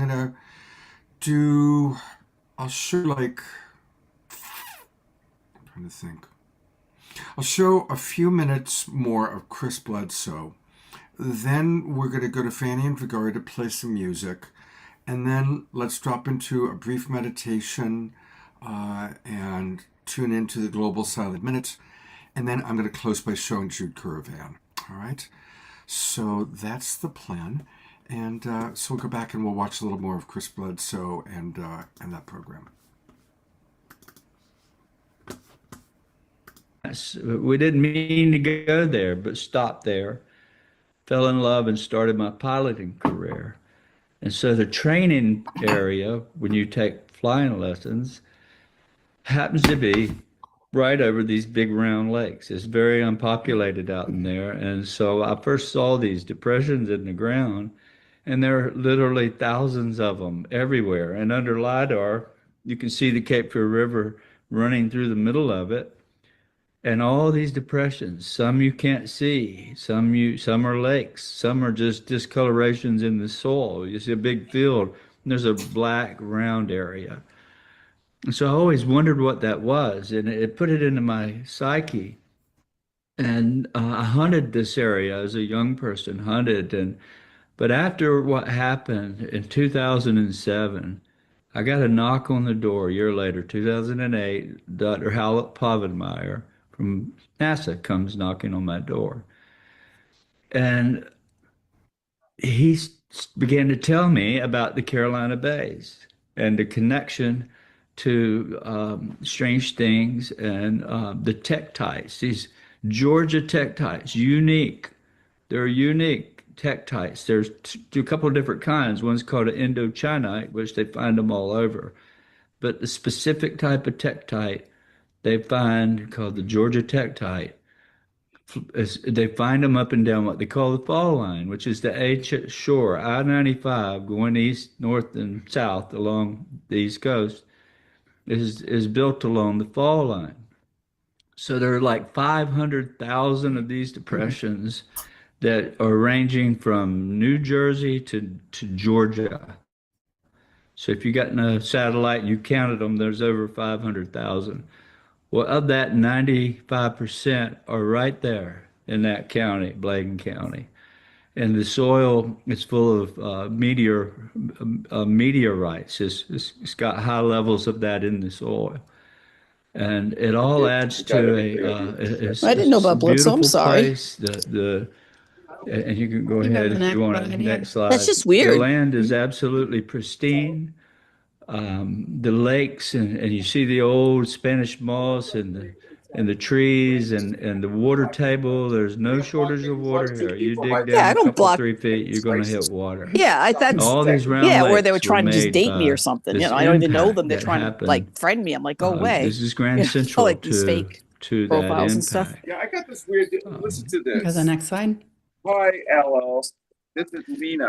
There are carnivorous plants in this area. The wildlife is just unbelievable. The amount of deer, and one of the largest black bear populations in North Carolina or even anywhere is in this area. Next slide. Yeah. And then here you can go again and see the wildlife. The lakes are just stunning and untouched, basically, all this land. So we're aiming to take advantage of this place. And I think Casey's going to lay out what Jim and I and Tom and my daughter Emily and Casey have been working on this quite some time now. So Yeah, you can go to the next slide. Thank you. All right, so I'm very excited to share the visual design direction with you all today for the Bledsoe Center.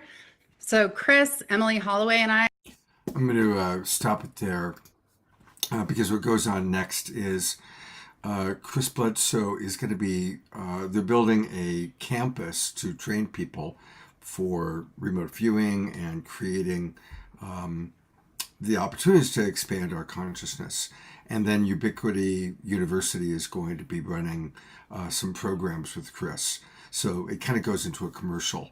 But I do encourage everybody to join Ubiquity University, or at least get on the mailing list. And I'm going to now turn it over to our beloved Fanny and Vigari. Happy solstice, beloved ones. The camera's on you. There's a big backlight behind you, so it's the spaceship, honey. Can you hear us? We can hear you, absolutely. It's the spaceship that's right behind us. We are on a land called Avalon, and we have our yurt there, and we saw a rainbow this morning as we were setting up, and then the internet went off base, so we moved into our mini homes, and we are going to play with our space. Okay. The sound that Vigari is making is very loud. It comes across very, very loud. So maybe tap it much more lightly because it's dominating a little bit. I know I didn't get a chance to do a sound check. No. So.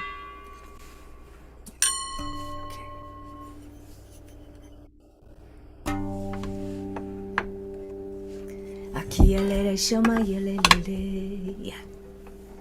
Ashima kama kielele we ya yole ye we. Shangare sanga shukare shangare ya shaya kile. Showe ye we.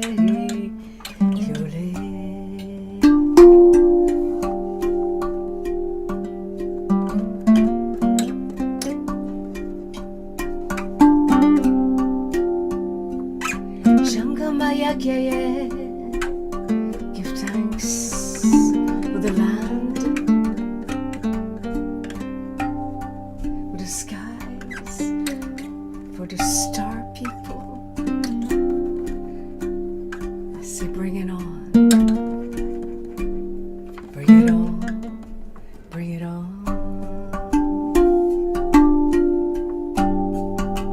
Bring your love, your light.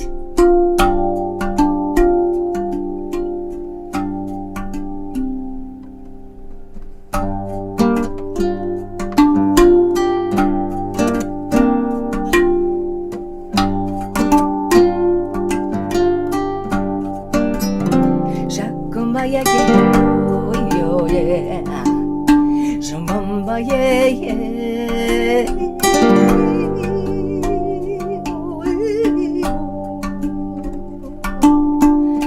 Shaka, shaka, jacomba, yeah, yeah.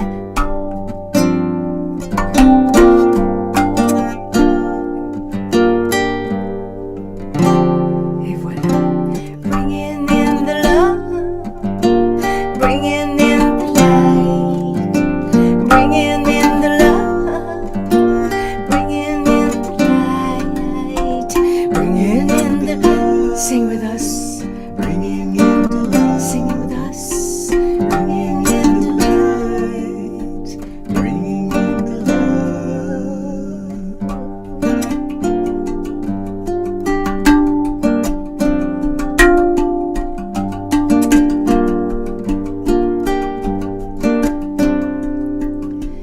We are here to bring the joy on this earth. Have courage to show up, to be light. We are here to master the shadows between dark and light. We are here on earth to heal the past, present, and our future.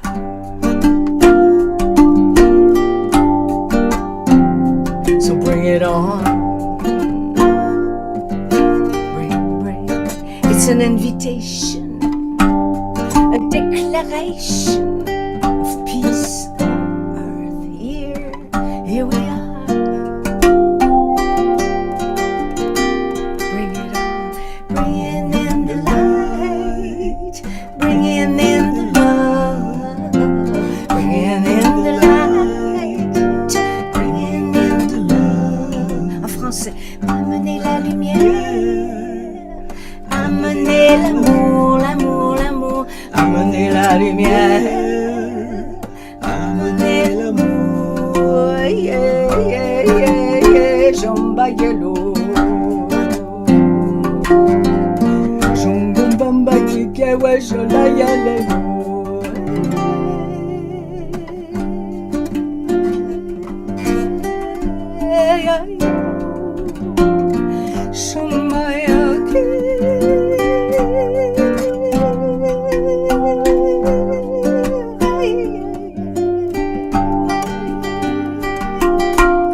Here we are. We have the freedom to love. Love heals all and everything. So touch me, baby. Oh, hold me close to your heart. Touch me, love. We have an opportunity to live in unity, in community. A chance of a lifetime. So bring it on, bring it on. Give all your loving, give all your loving. You'll see a new world rising, a new human race, a new humanity, a new you, a new me, yeah, yeah, yeah. A new me, a new you, a new we.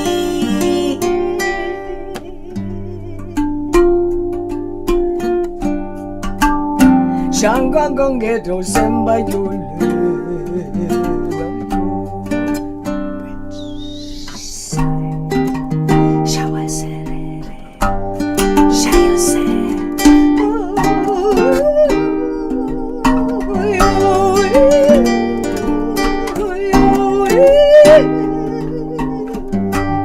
We are angels living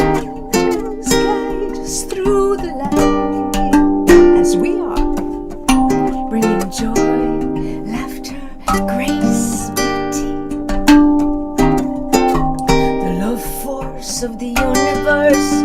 Oh, yole. Everybody sing with me.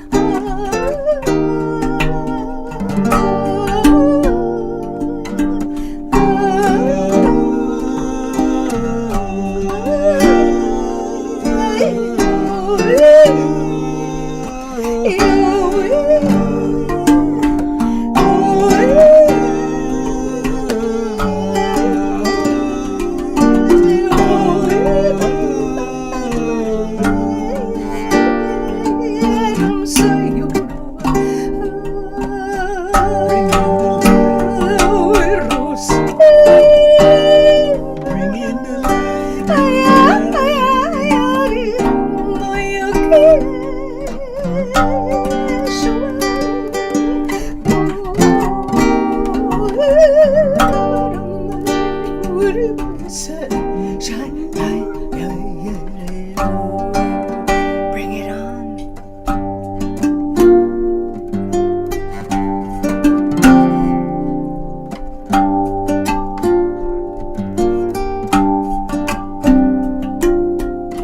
Bring it on, bring your love. I see the hearts of the people opening. I see the light rising around the world. Oh yeah, la joie sur la paix, la joie c'est la paix, la joie sur la terre.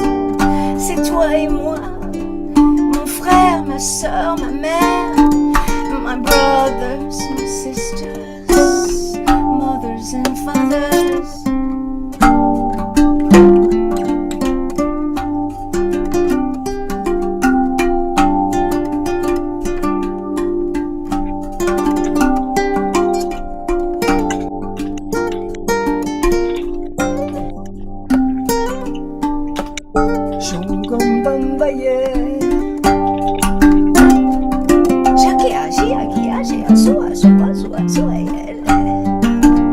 Bring the joy, grace, beauty, as we together shine a loving light. Bring it on, bring it on, my love. It's all about oneness. We share our oneness, the oneness that we have with our Creator, and the unity that we have with our brothers and sisters right here on Earth and across the galaxy.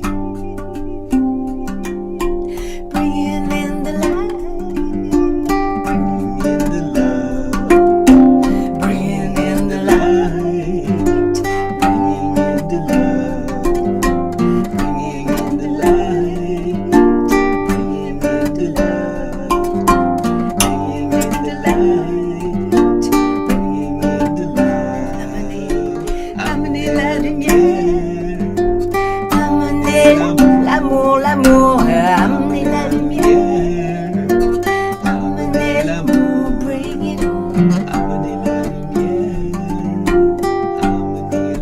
bring it on, bring on the light, bringing on the light of love.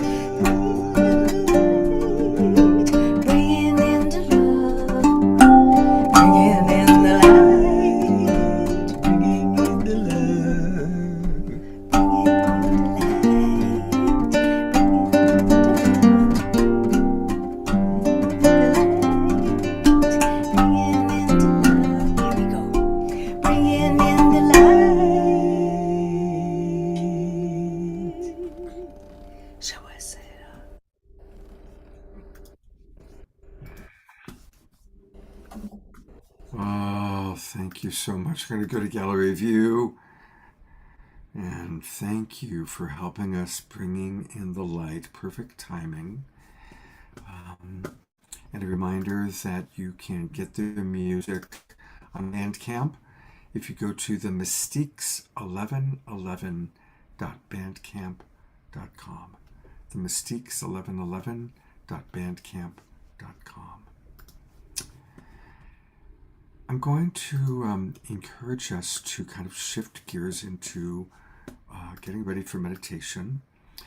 So today is Worldwide Meditation Day, and there have been all sorts of meditations going on. There was the movement to wherever you are to meditate at 8 a.m. or 5 p.m. And the Global Silent Minute happening. And some of you remember Dot Maver, who's been on our show many, many times. She's one of the main organizers of that. And so as we get close to 1 o'clock, which is 1 o'clock Pacific time, 4 o'clock Eastern, is the time of the Global Silent Minute. And so I want to encourage us again to thank Starchild and Vagari, also known as Fanny.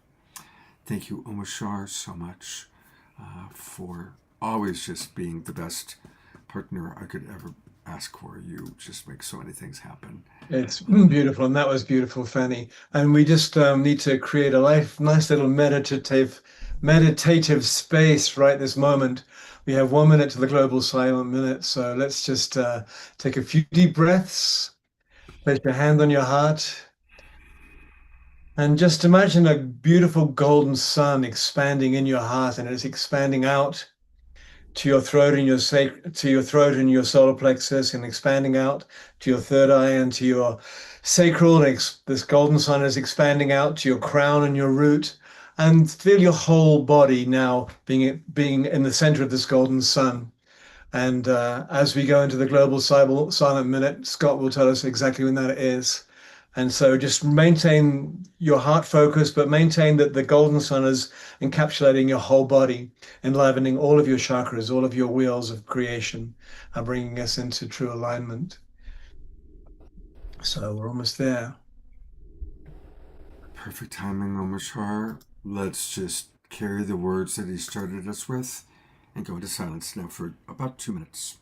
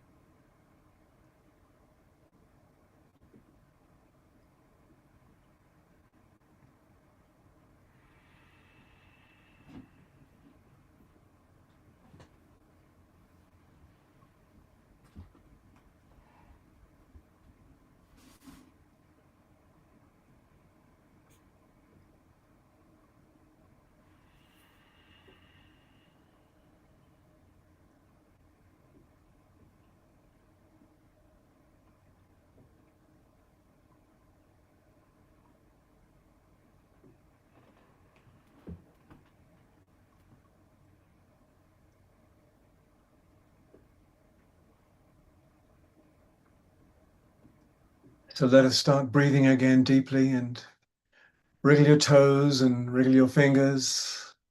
And keep that hand on your heart and know we're all in this together. We are rising together. And the golden sun is that within our heart, which empowers every cell in our body. And as the world meditates, there are hundreds of thousands of us meditating across the world today. And there's only one of us behind all those individualizations. So let's remember that we are together and we are rising.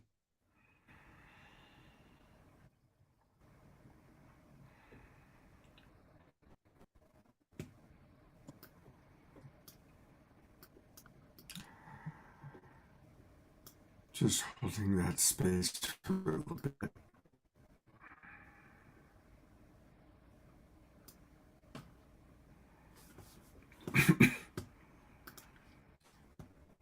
Thank you so much, Omashar. Thank you. And thank you, Fanny and Vigari, and thank you everybody for being here. And we're going to take a look at what the wonderful Jude Currivan has to share. She's been on this show. She's a brilliant cosmologist. I have it close to where she starts speaking, but I couldn't hear the audio, so I might have to make a slight adjustment. But here we go with Jude Currivan on the closing program of the State of the World Forum. Thank you, my friend. We'll be in touch. Definitely. And now, everyone, I want to bring one of the great cosmologists, Jude Currivan, to take a few minutes to just show us the vastness of the cosmos that we humans have been created to explore on behalf of the Mother. Jude. Thank you, Jim, and thank you, Bessan, and everyone. And as we come to complete the forum, I invite us to recognize, acknowledge, and honor the cosmic intelligence of our entire universe. Ever-increasing scientific evidence at all scales of existence and numerous fields of research is overturning the paradigm of a merely material and mechanistic universe, which has resulted in our collective dis-ease of separation and trauma. Converging with universal and indigenous wisdom teachings, it's instead revealing a living universe that meaningfully exists and purposefully evolves as a unified entity, and where universal mind and consciousness are primary to its emergence and potential. Our universe began nearly 14 billion years ago, not in the implied chaos of a bang, but as the first moment of an exquisitely, wonderfully fine-tuned, ordered, and ongoing big breath that breathes the gift of life through our little breaths in every moment. Georg, first slide, please. Here we're looking more than 13.5 billion light years into space and 13.5 billion years back in time to the formation of the earliest galaxies, whirling communities of spinning stars and emergent promise. Second slide, please. Over billions of years within spiral galaxies such as this and our own Milky Way, generations of stars have been born, lived, and died. Each has undertaken a wondrous alchemy, transmuting the simplicity of their initial hydrogen and helium into all the elements that would go on to evolve planets and plants and people. At the end of their lives, some of the largest exploded, and in their passing, bequeathed their elemental abundance to form immense interstellar clouds of hydrogen, stardust, and vitally water ice. Slide 3, please. The precise and benevolent conditions within such clouds then enabled complex organic molecules to develop, the initiators of biological life. This is an image of one such cloud in the Eagle Nebula of our galaxy, and within whose nests are eggs or evaporating gaseous globules of future stars. These pillars of creation birthed our planetary system. But to evolve further, planetary homes were needed. And now we know that there are more planets in our galaxy than stars. Slide 4, please. Around 5 billion years ago, within such a cloud, a star exploded as a supernova. Its shock waves likely collapsing such an egg and its surrounding material. Again, not in chaos, but into a spinning disk around a protostar. Next slide. This is a 4.6 billion year old asteroid named Bennu. Material brought back from Bennu and recently analysed has confirmed the presence of amino acids, the building blocks of biological organisms, us, water, and crucially, all 5 nucleobases of DNA and RNA, even before the birth of our planetary home Gaia, and unchanged ever since, and the same for all her biological children. The mastery of the DNA and RNA genetic code have guided their intricate evolution from the simplest cells to the most complex and diverse ecosystems. The evidence from Bennu and interstellar clouds offer promise that such emergence is likely, as we've discovered and explored through our forum, likely abundant through our galaxy and our entire universe. 7, please. Slide 7, thank you. Vitally for us, Gaia is located in a habitable or Goldilocks zone and as a water planet. Her sentience, however, is embodied not only in her biological organisms, but also throughout her planetary rocks and minerals, waters and atmosphere, forming an interdependent Gaia-sphere that has nurtured the continuing progress of complexity for over 4 billion years, and again to us. Next slide, please. The story of our universe is our story. We're each microcosmic co-creators in its evolutionary magnificence and impulse, and we belong as family members of its vast communities of life. It's surely time for us to live up to the name we've given ourselves, Homo sapiens, wise human. And in doing so, to learn from the wisest intelligence, our unitive universe, and to communicate with the wonders within and surrounding us in seen and unseen realms. And ask, what if love is not only the outcome of humanity's journey, but a universal design and evolutionary principle through which coherence, healing, and regenerative futures emerge at every scale of being? This perception is at the heart of the philosophy of Rumi and Sufi tradition.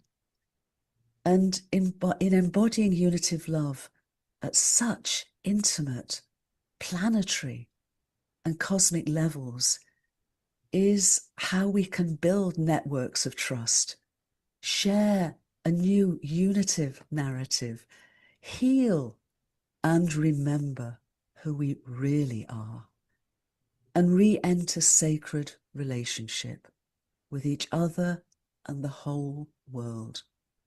This is the spiral dance of our soul's journey to who we can evolve to become.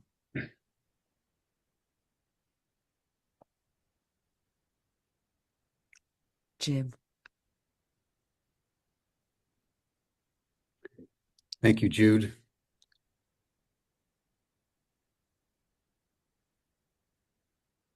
Jude has coined this term, the big breath. And I think that's the spirit with which we want to now offer our final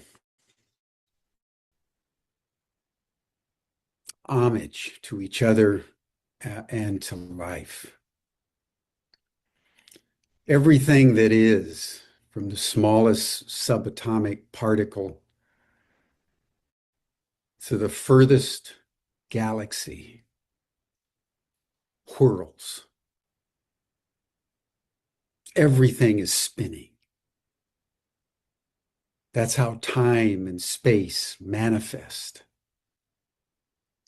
That's how infinity becomes finite, and the finite connects with infinity.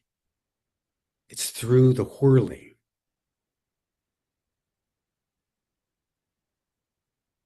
Today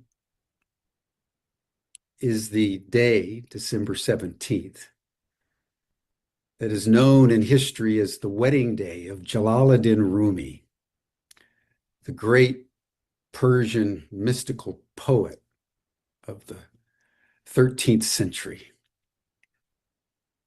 who developed all his poetry through whirling.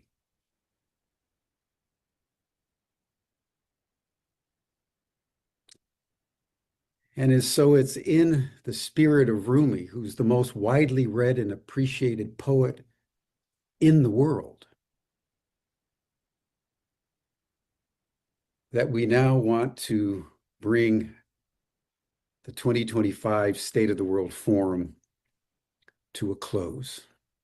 So I want to invite Banafsheh Sayad, a Sufi mystic and whirler, sacred dancer, to embody the whirling. And when she is done, Diane Longboat, one of the grandmothers, who has been keeping the sacred fire, which was lit at the beginning and will be blown with breath into infinity as we close. To honor Rumi, to honor the human spirit as we all whirl together into the cosmos as one. Thank you, everyone.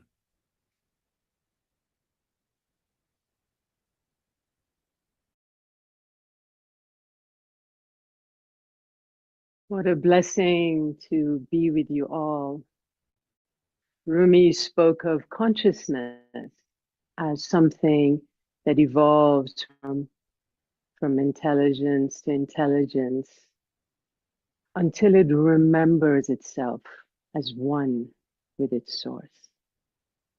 On the anniversary of his wedding, Rumi's passing into union with the beloved, I offer whirling in honor of this remembrance that our world is now being summoned into.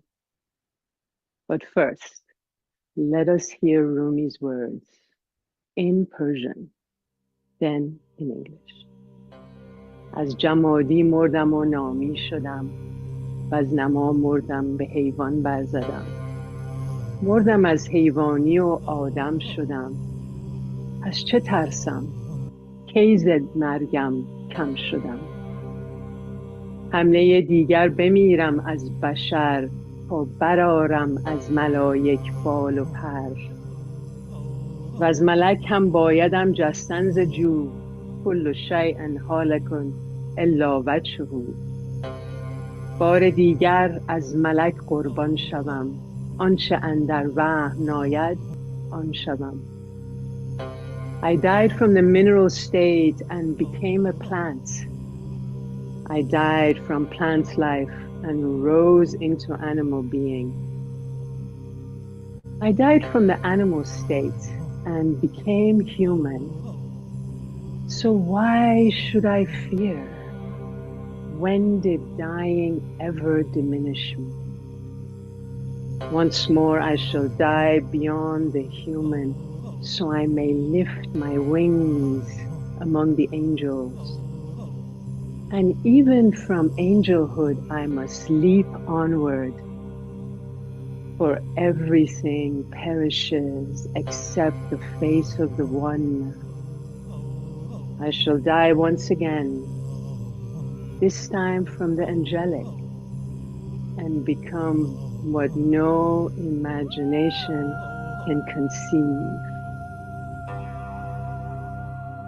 بریزه ابر در گوشم طنین ساز باران را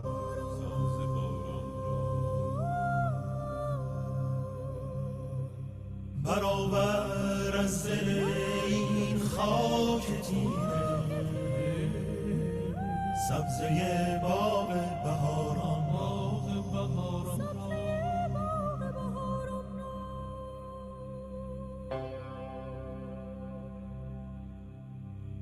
زمستان آب شد از شرم نوروز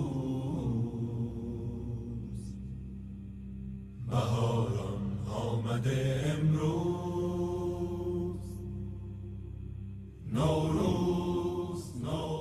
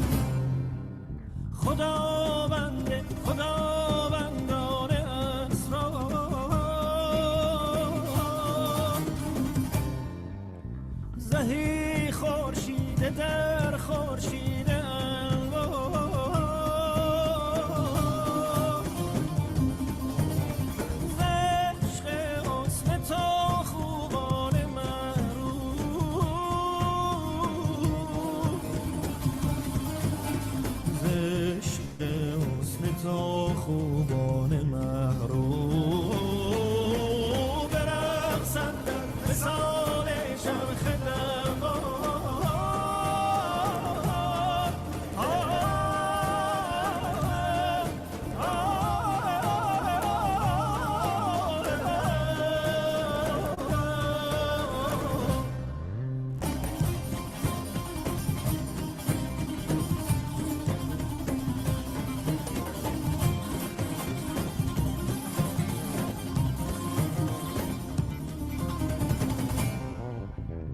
اگر خواهی عطای جاودانی ز عالم‌های باقی ملک بسیار از آن باده که ویرانی اوش است از آن باده که ویرانی اوش است ز شمس قدیم بستان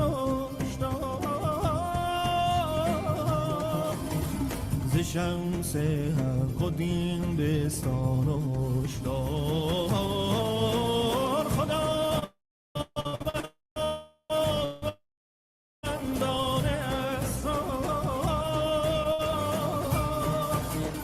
زهی خورشید در خورشید انوار ز عشق حسن تو خوبان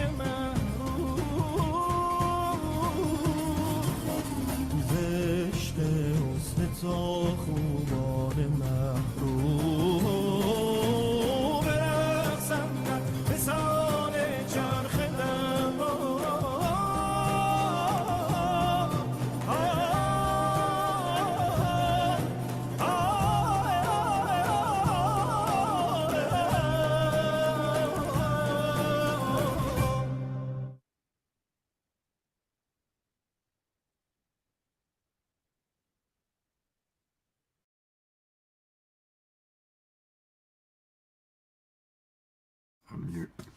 It's a lot of spinning. Well, my little spinners, my little global peace tribe spinners, it is time for us to go spinning off into whatever else we all have planned today. For me, it's 3 more client sessions and a little break to join Kristen Hoffman for her Sonic Soul family. I'm going to go to gallery review one last time. Thank you, everybody, for being with us. Amazing. We still have 30 of you still with us, so that's beautiful. And a reminder that tomorrow we are going to have a special edition, again, of Making Contact. And what we're going to be focusing on are people who have actually had direct experiences of connection with non-human intelligence. Again, it's a free program. I sent out an email to all of our subscribers, and you're all subscribers, with the link for tomorrow. Also, it'll be on Facebook and YouTube. For those of you watching right now on Facebook and YouTube, we'll go out again that way. Oh my God, look at all the chats that came in. I did not have the chat on. But Dia Therese writes, this is deeply moving. Memories of Persian existence. Maximum gratitude for speaking Rumi in his language first. Yeah, Carol Craig, I got dizzy too. Dr. Laura got up in the foyer and was spinning away. That's beautiful, beautiful. Well, I'm glad that beautiful comments coming in. Speaking of timeline shifts, DR, we've been talking about the timeline shifts. I did a pre-record with Elizabeth April yesterday, which you'll get to see. I'm going to show parts of it as Eve show because she's timeline shifts in 2026. Yeah, she said that the timelines are shifting so quickly now. Everything is changing that fast. Anyway, I love each and every one of you. Thank you for being here, making it truly a sacred Sunday. Thank you, Wild Monk Gerald Anderson, for demonstrating by location with a little help of Zoom. Thank you, Amashar, for being exactly who you are, all that you do. And I hope to see you all tomorrow. Thank you, Fanny and Vigari and the Mystiques. Thank you, DR, for your help. Thank you, everybody. Have a beautiful rest of the Sacred Sunday, and we'll see you tomorrow afternoon. Oh, by the way, remember, tomorrow's at 5, not 6 p.m. 5 start time tomorrow. That's 5 Pacific.